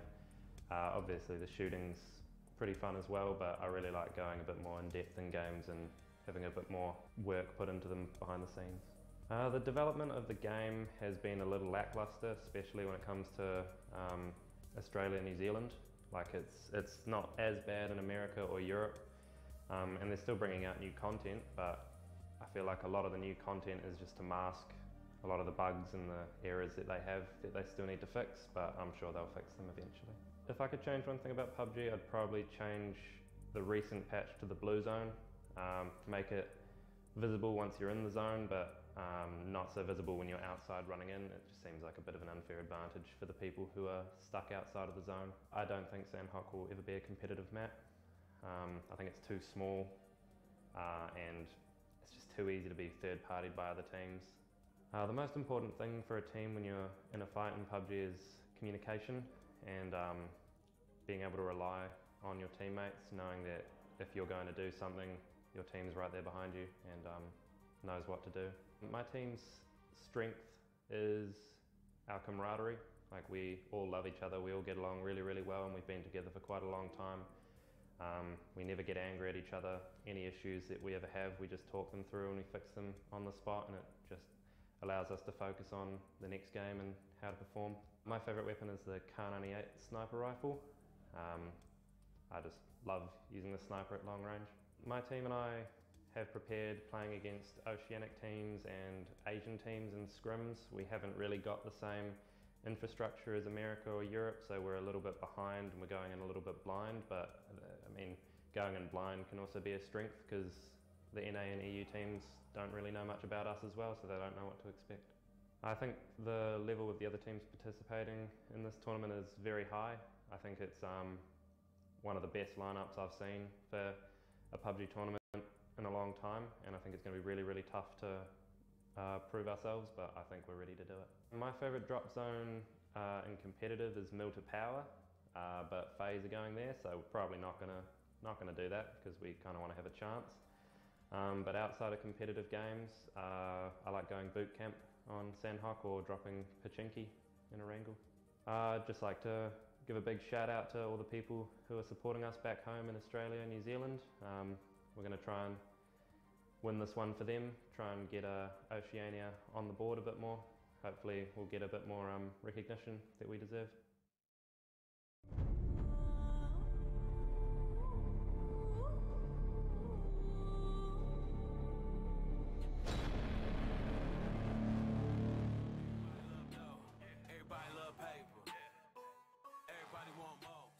And welcome back once again to the analyst desk here at the PGL PUBG Fall Invitational. There's a lot of letters in there, guys. I'm sorry. Right now, all our players are in between games, making sure they are fed, eating, and getting ready for the transition over to Miramar. And for our own transition, we have brought in Matchroom Toffees, and Mr. Mustache Dave is once again back with us. So, guys, going over into Miramar, we've seen all our teams perform on Orangel. A couple of weird circle games. Seen Divine came out. A couple of really good games, so landing with a circle on top of them. We've seen it with 20 kills, coming in 16th in that game 3. We've seen a lot of inconsistency so far. But what so far, for me, that's the inconsistency is the thing. But what so far for you guys is the story of these first 3 games? I'll start with you, Matchroom. I would say it's timing on rotations, depending on the round. Like, you can see a couple of people that are, I guess, opting into a little bit later of a rotation or a little bit too early of a rotation, and they just keep encountering the whole crowd of people and then just get kind of caught out of position, lose one player here or there. Like, I think that's kind of been one of the problems with Liquid. They keep losing Ibiza early in 2 different rounds on early rotations, and then that forces them down to 3 men, and you can see that they kind of start playing a little bit more conservative after that. So I'd say that just trying to see a little bit stronger rotations, a little bit more logical rotations, maybe a little bit safer rotations are a big factor. Toffees?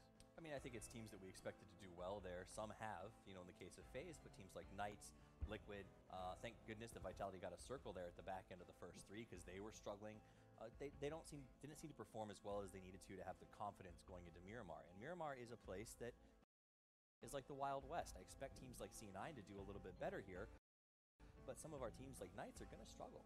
Yeah, talking to C9, they do believe they have Picado to themselves, as they have found themselves with Pachinki all of themselves as well on Arangel. So a pretty nice setup for C9. Let's see if they can do something with it. Mr. Mustache Dave, yeah. We see our leaderboard. We have 16 teams. Who from that bottom 8 are you expecting to make a jump up? First of all, public service announcement to all the players out there. Okay. Samty lost his phone. So if you find a phone, make sure you return it to Samty. Twitch chat? Yeah. Twitch, Get on well, this. The players as well. We need to Twitch find chat, this phone. make sure exclamation mark vote, because you're voting for something. I don't know what, point. but there's something that you have to vote for. Finding you guys are Samty's very phone. active in voting, so Yeah. just continue that. Phone, right? Continue I promise voting. it works. We're counting up the tallies. Yep. So we're talking the bottom of the leaderboards. I think Toffee mentioned it before the lunch break. Liquid Mar is the code name that used to be coined. Ibiza being taken out a little early, like Matra mentioned. Hopefully going into the 3 Miramar games here, they'll be a little better, perform a little better, and we'll see them pop up those leaderboards. Yep. So we're looking at Liquid. All right. Ghost failing miserably right now. I think I saw 2 kills in there. Pretty rough. Vici Gaming has no kills at the moment. Yeah. So these are teams. Secret is in that spot, 4 a.m. as well, and then Ninjas in Pajamas in 12, who I think was a favorite by some My of us favorite. to take I'm this still thing sticking home. by it. But this is my point. These teams this is sort of their bell whistle. They need to hear, they need to get on their horses and say, okay, new map, new chance, let's get back into the saddle, because I can't finish the day with these teams in the bottom 4. They need to pick it up. Oh, without a doubt, yeah. Now, I've got to go on a little bit of a Demi rant, because I have the opportunity to, because everybody, we're going to be talking about Picado more than likely, because we're talking about how there might be a couple of people contesting in there. It's not a boxing ring. It is a luchador arena. Everybody always calls it boxing ring. You can see, like, there's the signs. They're advertising the wrestling on the outside. There's the masks everywhere. It's a luchador arena. Literally masks and wrestling boots in the I know. locker room. Latex. All over the place, but people still call it boxing. A lot No. of latex. A lot of latex. But isn't men. that because wrestling came along later and they utilized boxing rings for Yeah. the wrestling? So it's still a boxing ring that Because people aren't boxing in there. No. That's not the way it works, Toffees. Interesting. I'm just saying. Yeah, Toffees. Come on, man. Yeah. God, Oh, look, don't try to you're going to undo talk it. about luchadors. You got to go for the 2 people from Texas over here. Yeah. So I have a question for you guys. Okay. We just had lunch, right? It Yes. was potato lasagna, pretty popular in this area of the region. Are the players going to be a little lethargic now that that food is kind of sitting down there? Before lunch, they were all pumped up, ready to go, drinking those Red Bulls back to back. Now are they going to be kind of sluggish? I mean, That's look at the Moody question. slouching in his chair already. He's having a hard time sitting up. He eats so much of that. Well, I was potato actually over there with Moody and eating. You guys came over there with me as well, and they weren't actually eating a whole bunch. And be Yeah. full, though. A lot of people were kind of eating just like a scattered here, not too much, but yeah, I caught your comment about Moody only needing a raisin, by the way. That What, was is he gonna real take subtle a deep sliding it breath in of there. air and be full for the Honestly, next week. we chatting with them. The players Yeah. like that we're doing a half-hour break Yeah. instead of an hour, like Yeah. we used to. A lot of them have said we would just grind out 6 and go home and not even bother with lunch and have a snack if we could. So I think a lot of them do take that perspective. They eat light, just enough fuel to get them through the next 3 games, and then they go home and they feast while they watch replays. Oh, McCoy So being McCoy's still McCoy doing there, doing his little dance. Well, Oh, good. there's the Thanos glove, too. He needs to get a win in order to use that. Well, you So, can see okay. you can see there in the background, if you're paying attention, that lobby is rapidly filling up. So these guys are going to be getting into that plane very shortly, as we are going to be moving into the next game, Game 4 on Miramar. So we've talked about briefly who is kind of performing to expectations, who is kind of underperforming. I guess once again it's a reminder that this is 24 games, right? We've gone 3. We're 3 deep. We still got 3 more today, and then we've got 18 more to be played out over the next 3 days. I don't think anybody is really freaking out at this point. But who is there? Anybody that's sticking out to you? What are your thoughts, Toffee? It looks like you have kind of. Day one's about mindset, right? Yeah. You want to come in here and you want to set yourself up feeling good for the next 3 days. Get a win, get something in your pocket to feel like I can compete. If you come out at the bottom of the bracket and you feel like you've constantly been chasing the circles, getting shot on rotations, then it puts you in a negative mindset going forward. Teams like C9 need to bring home a win. Like C9's in the middle of the pack, and if you get the middle of the map, you can't be in the middle of the pack. You got to be a winner because those are the best drops in the game, and their performance does not warrant the drops they're getting. Well, this is something I actually want. I've brought up this before though.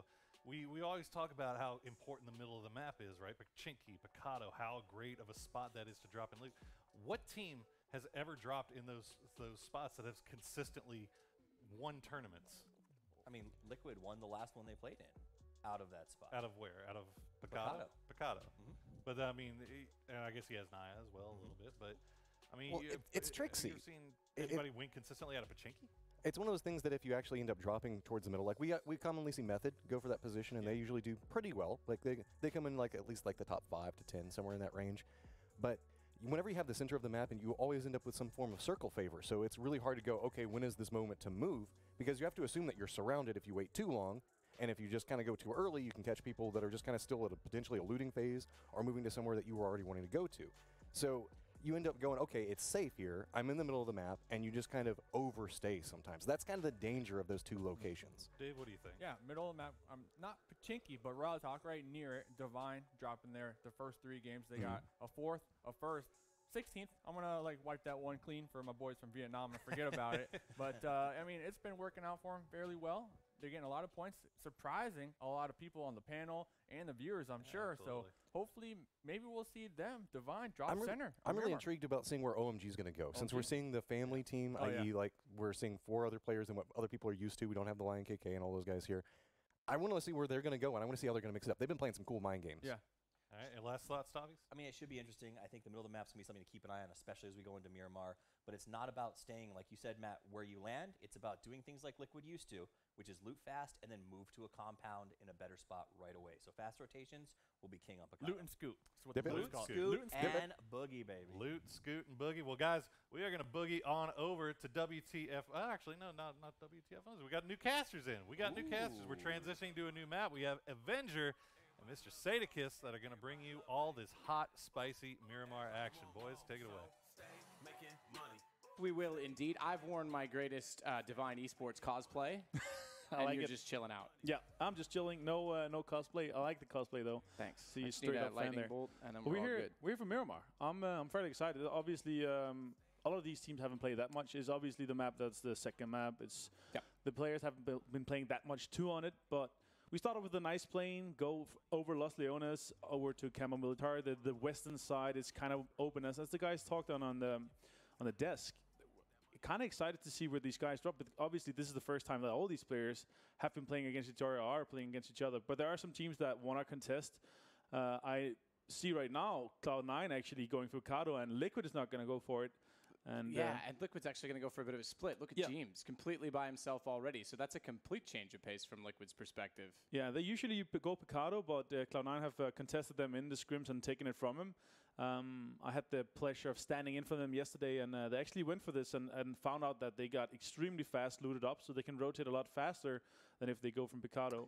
I remember speaking with Ibby actually just like 20 minutes ago. Yeah. I remember. I like how I said I remember. It was so long ago. But he was saying that. He said Cloud9 contests us. There's no point because we're just going to have problems looting. Even if we get in the fight and win it, it's just going to slow our loot down. Yeah. So he said, and we were talking about this, I think Miramar now has so many little loot tables that split looting is actually super viable with all like the priority buildings that are out in the open, that on the outskirts of towns, if you want to call it that. So it's kind of interesting. That's exactly what they're going for. Reasonably good circle. Started off. I'll call this a warm-up circle for Miramar. This is a warm-up circle, especially with the majority of the players already being inside the zone. And as you said as well, I mean, this is the 4th iteration of the map, and split looting has become so much more viable because they remove so much good warehouses and other buildings outside of the kind of medium-sized cities. So Monte Nuevo, El Azaha, Picado, all of these medium cities, San Martin. The majority of these warehouses and like priority buildings have been moved out of the city and moved around the map. So split looting is super viable, and it's very good for a team like Knights and Liquid now as well. That's going to be split looting around the map. So here we see El Azaha, Snakes can get them to themselves. Easy loot, easy compound for them. Secret's going to have Chumacera to themselves. And the majority of these teams, they're not contesting each other. So it's a pretty easy start. And as we see usually on Miramar, it's going to be kind of a slower start to it. We see some rotation go early, but we see the teams start to rotate fairly later than compared to Wrangle at least. Yeah, and I think one of the other things we'll see too is like plane-dependent drops. Like you say, you've already spotted a change from Liquid off the start of this. I think where teams are less prone to playing this map or less versed with it, you're going to see a lot of teams actually For example, the whole Northwest right now, completely abandoned. If we have a plane that goes over there, I expect places like Pozo, Cabrera, they'll be occupied. They'll have a lot more population. They'll have people going for more of a loose-based looting pattern, if you want to call it that. I'm actually surprised by how concentrated it is right now. But I think that, again, that's entirely going to be plane dependent for some of these teams. Yeah, I mean, it's a kind of a rough plane. We will see, obviously, El Paso. And I think we're going to see a lot more teams being plane-dependent droppers. We're going to see maybe 2 or 3 teams just drop wherever the plane starts to go off. If we get a plane that starts up in the Northwest, we're going to see teams in Alcantara. We're going to see to go to La Capria and El Paso. And Ghost as well has been pushed out of the usual looting grounds in Impala. And they've been looting Minas Generales as well. So they're kind of in an off spot. They're looting the small compounds north and south of Impala. Vitality has the usual area in and around Minas Generales, so they're used to coming into there. There's a lot of cars, a lot of good loot as well, and that's fairly central. OMG already on the way out of Hacienda. They're going to go early towards Pecado and try to secure one of the compounds close to the center here. So let's see where MMLs is going to go. That crater is such a interesting position when Picado being in the circle early is actually to the benefit of C9. I hate the rotation when you head east, coming up the hill toward that crater, but if you can actually get out there early, there's so much available to scout. So OMG MML's heading in that direction. If he actually wants to post up there, he'll be able to spot so many teams rotating from up there. Not the best for him to fight solo, but he's got so much coverage as well until he gets pushed. Then he has to worry about it a little bit, but he'll be able to spot that from so far away. Yeah, and it's a super easy transition area as well. You can stop there, scout where you want to go, and then go to the next place. As I say here, Atletico, the guys, they went super late in the plane. They just took an area to themselves, so they can split loot Torre Hamuda and Cruz del Val.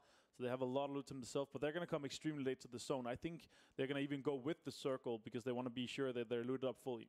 An 8LBM, full level 3, and I think that elite player from M19 maybe have spotted it. That's pretty amazing to get that early on. I just want to note as well, Ghost have a 2-2 split, but Bullock and actually Frolicker have actually divided yet again. Yeah. And Froliker's gone toward the south. He's got to be somewhat careful because Navi's there with him. And if he gets too far across that road, he's going to find out the hard way. So he needs to be somewhat conservative. Oh, MMLs, that was the scout. He's spotted by Cloud9, so he went a little bit too close to Picado early on. In fact, they went south with him. They chased him. Nerf went directly for that fight alone. And I thought he was going to post toward top of the crater. They want a dead center of the circle. Liquid's not far off of this either. Yeah, Mista's in this compound. He hears this as well. 3 guys from C9. I'm not sure he's going to stay here. He's just going to move the car. This is the beautiful thing about having that far of a drop when you split out over a kilometer each and lock down some compounds here. James is already down to 30% HP here. So Fiend have spotted him. And they're already also close to the center here. They started into Masera, but they pushed in towards the zone already. See here where James is going to go. He's going to survive this. He's going to go back to the guys, but he's super low here. Only level 1 helmet. He's hurt. He's going to take this compound. Very good compound as well, just to start with. Could lock this down. Get some of the rotations off coming on the road from the west. Even though nobody's in Monte Nuevo, where Face usually goes, they have decided to go Val del Mar because they got to himself. Rotation starting fairly early here. OMG is going to go. Unfortunately, losing one player that early, they're not going to be able to have the scout. They're just going to go together. Richie Gaming as well pushing in. They split looted south of Minas Generales. Only took La Bendita, so they must be very scarcely looted here. And look how fast Liquid grew. As soon as they spotted that, as soon as Mista heard the fact that there was a fight on the road, they saw the kill come in from Cloud9, obviously, they grouped. Forget the split loot at this point. Everyone's starting to rotate. You've called it. They know it. They know the timing. They're immediately back in a group, and they're going to contest that center of the circle. Liquid and Ghost are 2 teams that are very, very good on this map, and I just want to go back to the Ghost point. They have gotten Frolicker a little bit of support. They've gone back to a 2-2, and in rotation, Na'Vi can certainly head south, which is not a bad decision to go across that road, but they're already making contact at this point. Oh, look at OMG again. Second time they got caught. This transition's been horrible for them. Very rough here. C9 picking up 2 kills this early, and on the same team as well. That's very unusual to see this on Miramar. Super nice for the Moody guys here and the fans in the chat. C9 has recently got a lot of backup with the new lineup here. Picking up Profi after he left Ghost. That's right, yep. And West here, he got the... There's been a lot of changes, actually, within the scene. Obviously, M19 changing, 2 players recently? We've had Na'Vi change a player. A lot of roster changes all over the world, actually. And I mean, this period prior to this is when we've been calling it Roster Royale, but I feel like we haven't seen half of it yet. The Pro League announcements will certainly be interesting interesting because then you're going to get the roster locks. So anyone who's going to make changes, they're going to make them very soon. Yeah, I think the majority of the roster change is going to come here after PGL. No regard of what online league is coming. So Navi's going exactly that. They're going to take that south road, play the water side of the circle. This is obvious. You want to have no one behind you. They're safe. They can push in and figure out the information as they go. There's no sort of the opposite approach to OMG, who just wanted to get center circle, dive toward the middle of it. And Bollock was able to spot it, but couldn't engage on it. So at least he has that information. But they know that they were the only team toward Puerto Pricia, and therefore they're... Ooh, interesting. Divine's going to jump straight in. Jet goes straight in on Morningstar. He's gone. The fact of the matter is Ghost now knows that they have that whole side of the circle. So this is going to be really busy central, but the two teams with the most information are Navi and Ghost at this point in time. Yeah. And Pokemon are already in the southern side of the zone, so he has a majority of information. OMG down to, they got one knock player, but they're up again here. So XXB is going to be up on that. And they picked up the last player here. They got knocked so fairly early. I feel like they're in a really rough spot at the moment. They have no armor and no helmet on one of the guys. Konstantinvik here. Trying to spot it. Second crate comes in. Another AWM. I mean, this is the map for it. This is like amazing. And an 8x on it. He had an 8x as well. Texas is going to be loving this at the moment. They have a great position in the zone as well. Fighting Cloud9 at the moment. C9 in a strong position. Obviously, with this center around close to Picado here, they're going to obviously have a center position. And it kind of matters a little bit more in Miramar, because you can much earlier go on foot. So if you have an early rotation coming in the center and get somewhat lucky with the next zone, then you can rotate on foot from there all the way to late game. So FaZe have Na'Vi behind them. Nips a little bit late on rotation, but well, I say late, later than most, but perfect actually in terms of the circle. They're not going to have that west side there all to themselves. Meanwhile, again, it's still in the middle. C9 involved in most of the fights this early, and that, I guess, doesn't surprise us with a central circle and Picado being their starting point. Knights are who they're going to contest. Remember, they just picked up that AWM, but if they can get the shots off, Vitality's going to try and third-man this. FaZe go into battle with Secret, M19, split coming out of Leon's. They're going to be able to hear all this. It's really just jostle for wide position split at this as well. point. That's a very, if you want to look at the M19, that's a super wide split. OMG only has 2 players left, but they're almost perfectly positioned in between them. No, it's very close to C9 here. Decent compounds to rotate in and out of, or transition, if you want to go on the Poro side of how to call things. The linguistic man himself. Yes, I call it both. It's fine. We all understand. Yes. Rotations, transitions, movement. Merging. Yeah, merging. Getting map control. Atletico is soon emerging out of the blue. Yeah, absolutely. And again, that they're going to come in. So this actually could mess with Ghost a little bit, who's, I think, incredible at rotating on this map. They're actually getting closer to Na'Vi, but they're now going to retake that east side of circle. But again, this all comes down. So you got 2 things to consider right now. You've got open terrain toward Picado. If the circle shifts that way, that will include Leon's in this point. Or you've got all mountains in the south. And so far, no one's really taking the mountains. No. So if it goes that way, watch for anyone. Liquid, Jeem's already starting to scout that direction in case it shifts. Nip. You've got FaZe down there, Na'Vi. All of those guys are going to post and just wait for teams to rotate south. Very open in Los Leones. Nobody want to play it until he's sure it's in. NBS from NIP has taken down Santi here. Pretty sure that they're going to push on that. The comms on Nip is going to be, it's Liquid. Push, push, push. But they're going to stand off this. They don't want to push into open here. They have a lot of riches to work with, so Samji's going to be picked up.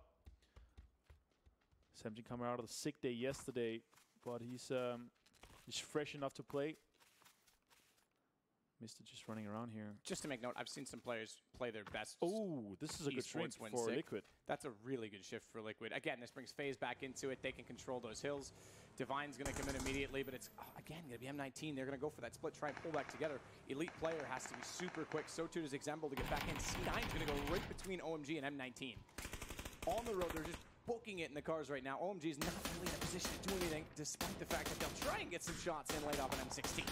Oh, desperate. That actually, Constantina hits Profi.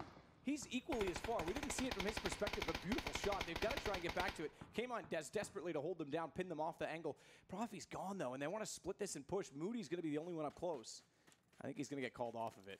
Look at this. They're caught in a pinch between them. They got 2-2 inside of them. They can push on them and completely pinch them. But OMG's kind of playing spoiler here. They are in the compound northwest of them. They're looting up the dead body of their teammate, Profi. Look at this, elite player and Example. They're pushing in now. They're pushing in now, and they're giving the information to the other guy. Moody's going to be coming, taken super low now. It's going to be pushed. Froliger is going to knock McCoy. Not sure why. And finish him off with the pan. Oh, Ghost. That's huge. Oh, he got knocked. He got knocked. He got disconnected. He wants to loot. He wants to loot. That's the reason. So Moody, though, he's going to be lost.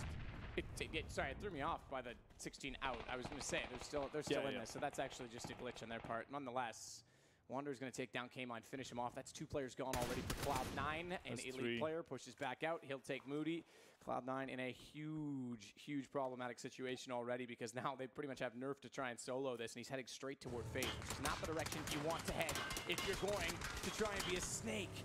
Marauder's going to blow up in no time, and Mexi's got him down. Exactly that. Heads toward FaZe. Cloud9 gone. 16th place. This is a terrible start for C9.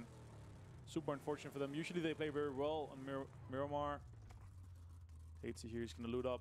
They have a nice loot here as well. Just want to point out FaZe as well. Yeah. Super smart because they're playing the only big crossroad left in the circle. Yeah. It's an artery at this point. That's dividing the entire bottom side of the circle. Plus, it's your access point if you're in a car to the hills, the safest point. So that's by design, and you can see it. Nerf went straight to it. He thought, right, I've got to run. I've got a car. The Marauder at that, it's super fast. I'll hit the road. No. Hit the highway, and you run into FaZe immediately. And on both sides, they can rely information on each other or relay information to each other here when the Ghost guys and the Navi guys are going to come straight for them as well. Unless Navi pushes all the way southwest. We'll see about that. Picado's been taken over by Snake and Vitality sharing it for now. But the next zone is already out of Picado. So these guys are not in. They have to make a decision where to go from this. Snake is on the way out. They took all the 3 cars with them. They're going east straight towards Divine at this moment. 4 AM as well. You see in a far rotation. They're going to go on the western side.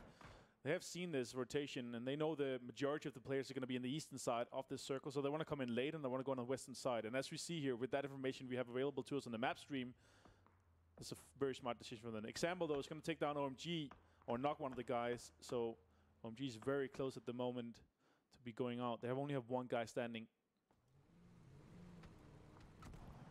Keep in mind with that Atletico rotation, by the way, they've moved the entire map. They started the most northern of any team. They now come in from the south. BG's going to try and rotate in behind them, but OMG, the last 2 remaining players, starting to get caught out on the highway. They're pinched between M19. Meanwhile, Snake, who came in late, they wanted to rotate as well and get in behind Divine towards San Martin. They're going to fire off, or excuse me, towards south of Picado. They're going to fire off and try and catch Divine, running desperately to get towards edge of Los Leones. I highly doubt Los Leones is going to end up in this circle. That's pretty obvious at this point, but they can at least use it for cover to transition. Vitality, they've got all the northern side. 4 AM still within the blue. They're taking their time to get there. In fact, I think they just had 1 player. Maybe it was a glitch on my map. I think they had 1 player go down to the blue. They had to res, but I think that's wrong. I think it was just getting into a car. The graphic glitched. And Vitality is now as well moving into the next compound here, pushing towards Chimacera. And taking that side, securing everything. 4 AM on a very far rotation here. When the next zone closes, they're going to be taking a bit more damage here. So it's going to tear down that med situation. Now, Witchy Gaming as well. And a far rotation. They're going to rotate into the blue as well. Go south of Atletico. Want to make sure they don't push into that and get into the zone safely. Bite Me Now. It's already taking a fight with Atletico because they got the low ground on them. And the next one is going to go north. Fairly north with Liquid straight in the middle. Nip in a great position as well. Knights in a great position. Bite Me Now. Trying his best. That should be, it should be a kill. He's got to be careful in the blue himself. He's got lots of time still. He's got meds on him, plenty of them. Oh, and nice. Yeah, pretty straightforward. He gets back up. Fro goes down, and Bite Me Now can just work his way across the road. He has decent cover from there. Obviously, the smoke at this point was redundant. That was thrown before his teammate went down, and Atletico will get away with 3 still alive. Atletico in this position, they expected that the south was clear because they came in very late themselves, so they expected to have this whole southern side to themselves. Witchy Gaming coming in even later. Now Liquid fighting Knights. Krama is taken down and finished off as well. So he got flushed there. And now Knights is fighting M19 as well. Lead player fairly alone here. An example about 150 meters east of him in the open space here. Wonder if Knights want to push this in a 2v1 situation. They saw him push into this. They don't know how many are there. They're going to split from this. They don't want to take this compound. They don't need to take this fight at the moment. It's only the 2nd phase or the 3rd phase when it starts to close in 11 seconds. Lead player secured this compound. Fairly good compound, to be honest. Close to the road, so if it shrinks north after the next zone, they can easily rotate past it. But still, Knights have taken a bet that it's going to go north, even though it's a 60-40 chance of it going north and south here. That God Chapel as well for Nip is so strong. So much information down toward the road. Atletico's still going to come in from south. They'll get away with the 3 players left alive. FaZe are taking their time because Secret's sitting on the hills to their north. Fuzzface, Mexi split. 8C and Jempty waiting to see if anyone else will rotate in. They crossed the road. Obviously, they had to at this point, but they don't want to give up that artery entirely. They want to make sure they catch players in rotation. Hard part as well is look at Ghost. Heading back out, again, they had that disconnect, which threw me for a loop, but 3 players still up. They're heading straight toward Divine, and neither can really afford too much time to fight because the third party and gatekeep potential against them is massive at this point. So they actually are going to transition back down to the south, which is much smarter.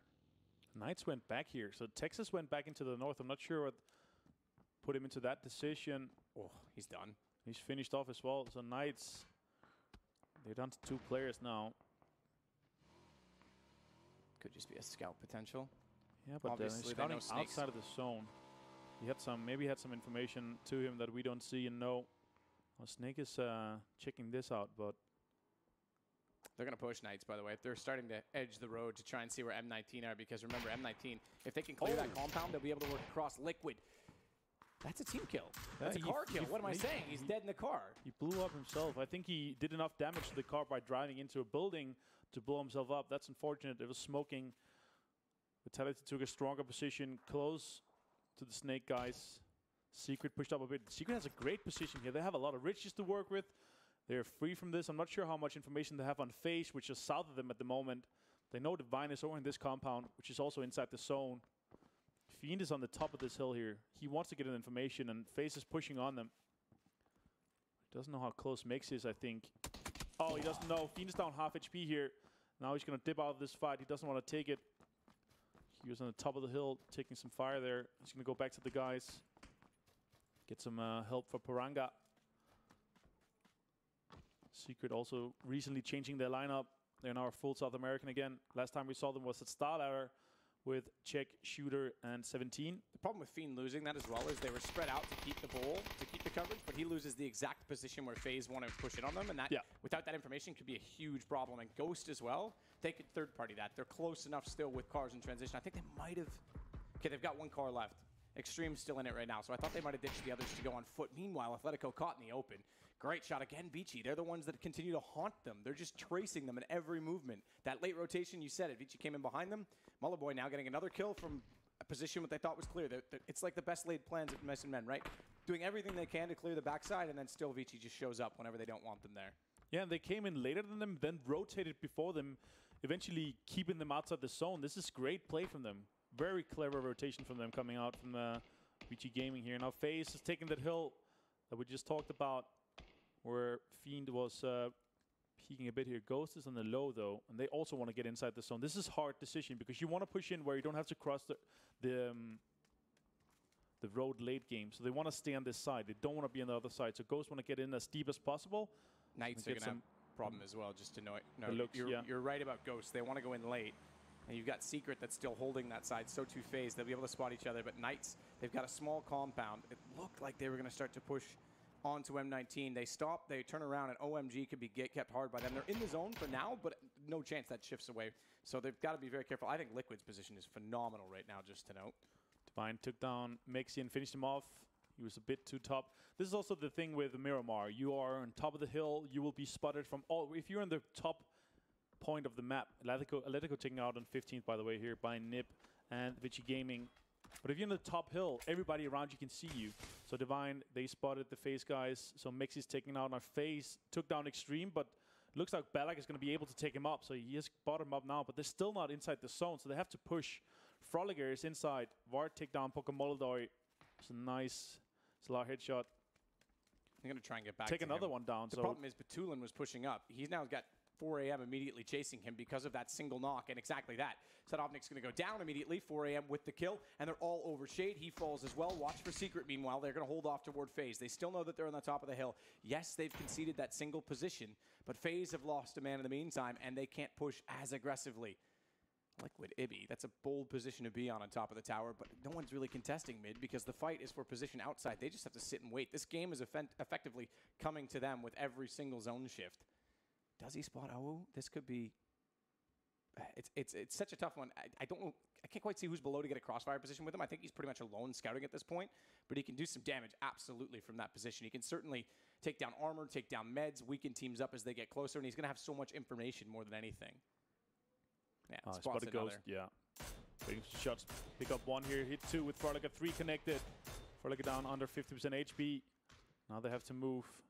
I think he's going to spot O right now as well from Vici. Moving in. He's definitely committing onto the Ghost play. But Ghosts make it in. They at least get there. But again, you talked about it. They can't cross the road. Secret phase both on the other side. Vici's just above them. It's such a jostle at this point in time. And this is why it's so important that AB keeps getting that information. Meanwhile, M19 and Knights still holding where they were, had a crate come in right between them, which no one is going to dare go for until they absolutely can rotate past it, perhaps with a little bit of luck. But look at Jempty. Vitality spotted Batulin, the last player from Na'Vi, in the middle of the road. He was actually dead center in this next circle here, but Vitality spotted him running in the open, took him out. So there's Na'Vi out in 14th. Snake and TC, Snake TC and Vitality, they're gonna be fighting for this next stone shift here. They want to clear all the way here, and they want to take this fight with them because they have to cross the road. And when they cross the road, and if they cross the road safely, they're gonna have a very, very high ridge they can play off of and get safely into the next zone. 4 AM in a great position. They have the northwestern zone all to themselves, but the south and the southeast now is where all the fight is going to happen. They have to cross open space. They have to cross roads. And they have to fight. Oh, Frolic with a nice headshot onto Fuzzface. It's a great shot. Jempty was scouting past this as well. Yeah, this is good. This is a great play from Jempty. They want to leap in ahead of them, get some zone control, take it away from Secret. Because they have the ridge here, they can play close to the church that is inside. So Jempty's trying to get some information here. So the last remaining compound fully safe, occupied by Liquid. Ghosts have got the knock on Fuzz, but they're actually going to work away from it. Secret spotted it and are shooting. That's more information for FaZe, but look at Frolicer. Bite Me Now goes down. Ghost with yet another.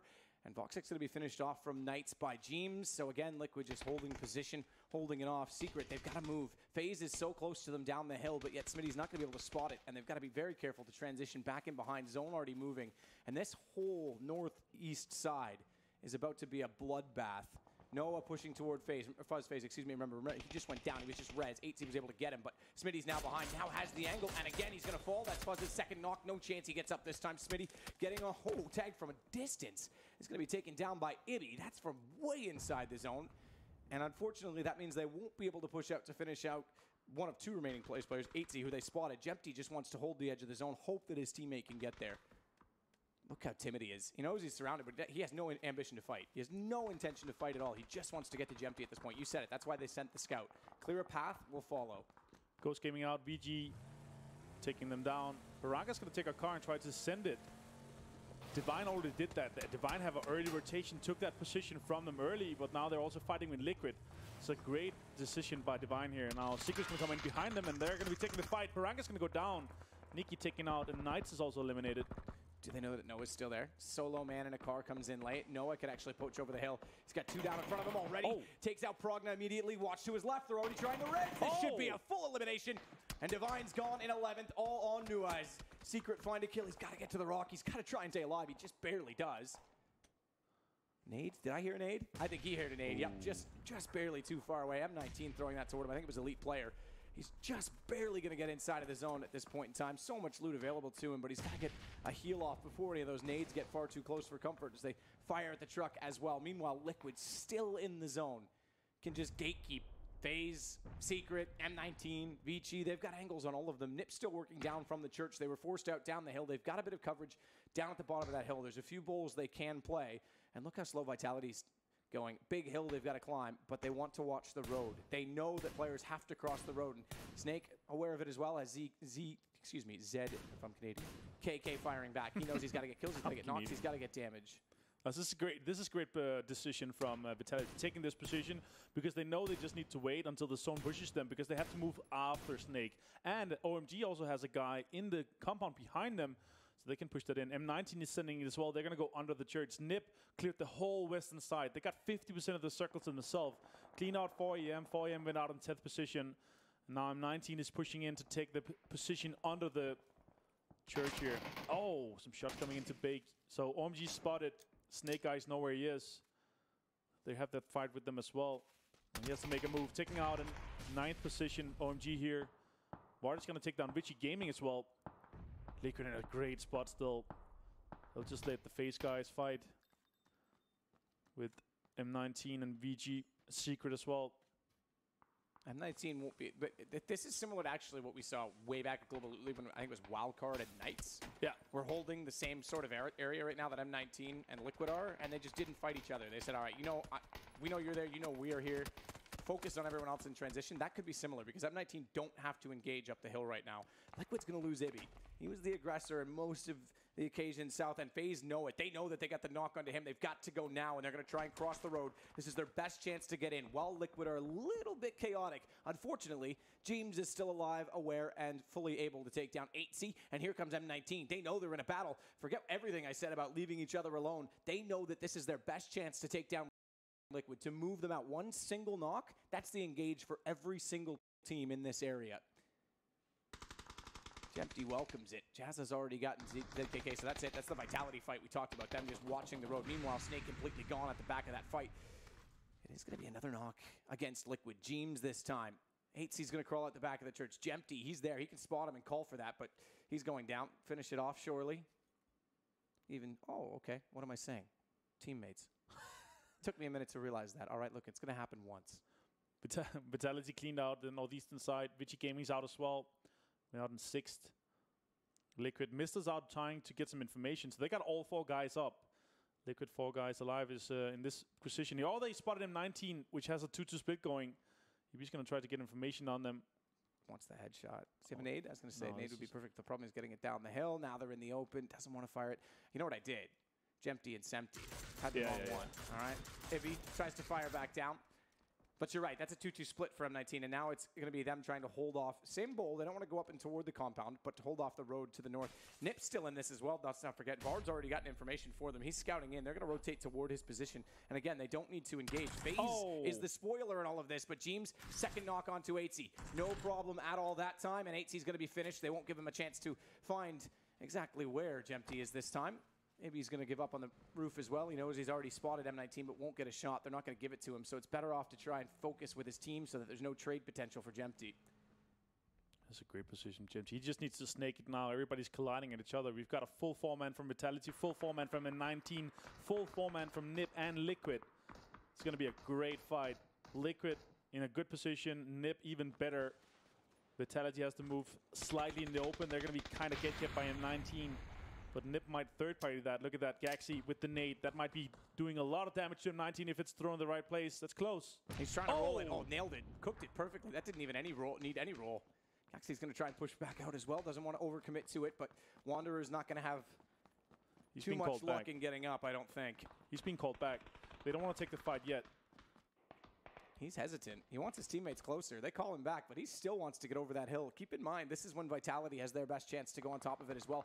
Gaxi's got to be so careful to his left side. He's focused on M19. He thinks he's going to get a swing. Now he realizes it. He holds the top of the hill. He spots them, but can he get away from it? He's got to run. He's got to get back to his teammates.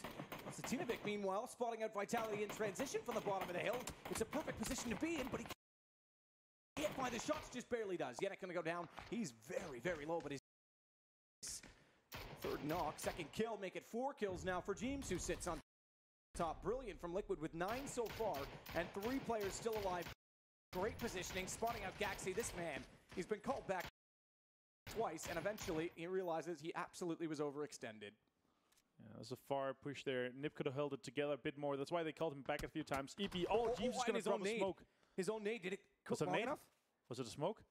I think it was a nade. It did roll down the hill, or the roof far enough. That could have been... That would have been unlucky. Unbelievable. That would have been like the worst way ever to go down. Yeah, James did go down eventually because the nade did do too much damage to himself, I think. Mr. EP still alive. Miracle has come very close to the compound as well, but they have to move out. Vitality in a great position. Nip down to 3. 9 kills on them, though. Vard, 3. Miracle 2. And Gaxi with 4 kills already. This is a great position for Miracle here. 9 players alive. 4 teams. I think Vitality is down to 2 players. So is M19. So is Liquid. It's NIP that are the high rollers right now. Great position from them. They have cover. They have the control of the map. Liquid has to push this way. Miracle, We saw Mirku in a 1v4ing phase on Miramar not so long ago in Global Loot League. So he's absolutely capable of doing stuff like that again. Mist gets close. That's the building directly across from Miraku. So he's going to know this. He's inside, though. They're inside. They're going to wait for this. They're both inside, but I don't think that they know Miraku is there. And now Vard's actually just going to hold the hill so that he knows if Liquid push that side at all and go toward him, Vard's going to spot it. Miraku's going to know exactly how to answer it. Meanwhile, MBS, he's scouting. Vitality down the hill from him, but M19 not far off of it either. This is like almost third-party central at this point in time. All of these fights are going to trigger so much movement from everyone as we get toward the end of this particular zone. The next one's going to go straight in the middle. Exactly. It's going to go straight onto NBS. And NIP, they have so much zone control in the south. M19 and Vitality, they're going to clash. Or Liquid and M19 is going to clash, and then Vitality is going to move in it. It might be just the two teams taking on each other, or going to be everybody against Liquid at this point, because they have to move, get out of this compound. Miracu's holding a perfect angle on. Oh, look at this overview here. Vitality has to move first. They're on the farthest side. And they're trying to gatekeep, or gatekeeping effectively Vitality here. If they'll go around, they'll have them. But they're laying low. Wanderer is sitting crouched, just waiting. The key to the fight for me for NIP, this spread out, is how Vard swings. Yeah. Because if Miraku gets left alone, and it's a 2-on-1, it sure, absolutely has the potential, like you say, to spray down multiple. But if he gets traded out, Vard's not there to respond, and then NBS is so far away from Vard in that situation, they could still get caught off by M19 or Vitality. Wants the information, wants to know where they are. He spotted Monkey, I think. Yeah, he spotted him there. So the constant slow shift is on. He's going to need it. Needs it coming out. No smokes available to them at the moment, I think. Here it is. He's out. Miraku's waiting. Ibi goes down. First one and finished. He was the one that had the information down the hill. Miraku now knows he can push through. Vard's found Ibi. Liquid looking like they're in a lot of trouble as Vitality also strikes. They got elite player. M19 down as well in this situation. They're trying to fire back into it. All teams still alive, but two players with just one still on their feet. And the eliminations come in. M19 gone in fourth position. Liquid took down M19, and then Nip straight pushed onto Liquid. So Liquid out in third. Now this is a 3 versus 2. Look at this nade, though. This could be huge. Miraku knows they're there. He's cooked that long enough. That should be at least one. Shadow's gone. They can push together. Vard knows it. Monkey, he sits to the edge of the hill, though. He gets the first peek and a bit of damage in. This could favor him, but he knows they're so close. He can't fire that fast, and it's NIP with the chicken dinner. And 13 kills to it as well. What a great play from Nip. They cleaned out the whole western side of the zone so early, so they had 40% of the map control, easily pushing in and clearing all of that zone. What a great play from Nip here. Formerly known as Welcome to South George, picked up by the great org Nip. So happy to see these guys perform like this. Had a rough start here in Erangel, but finishing out on a great way on Miramar here. The first time we play Miramar today. 2 more Miramar. We got those 6 games total today. And just to note as well, because Miramar oftentimes is like an equalizer for teams who had poor starts on Erangel. Ghost Gaming has had a terrible start to today. Not at all what I would have expected, and more so because they are a Miramar team. They were nowhere to be seen. I think they were, what, 13th that game? Yeah. So definitely got to look for more from them. Great game, and we're going to have 2 more. So back to you guys at the desk. Thank you very much, Mr. Avenger and Mr. Sadikis. That is our first of 2 more games on Miramar. We see Ninjas in Ninjas in pajamas. Bananas in pajamas. Ninjas in pajamas. Ninjas in position. Some great positioning play coming out of those boys today to come home with that 13-kill win. Matchroom, what do you got? I gotta say, that endpoint where we got to, where we had all of those 4-man squads still up and active, that was a very interesting fight as we saw it go through. We had that Liquid that was up on top of essentially the a church. People call it different things along those lines. Yeah, most. I've heard it called like what's the Spanish word for church? I never remember it, but I've heard that called that sometimes. But El Church. El Churcho. Yeah, no, that's. That's gonna like chat on in the chat. We apologize. Yeah, my goodness. El Churcho. I've been keeping an eye on the chat. I don't think there's much Spanish. But it was kind of like what we were talking about in between here is that we hadn't really seen him at Bisa go down early several different times, and finally we see him up and active.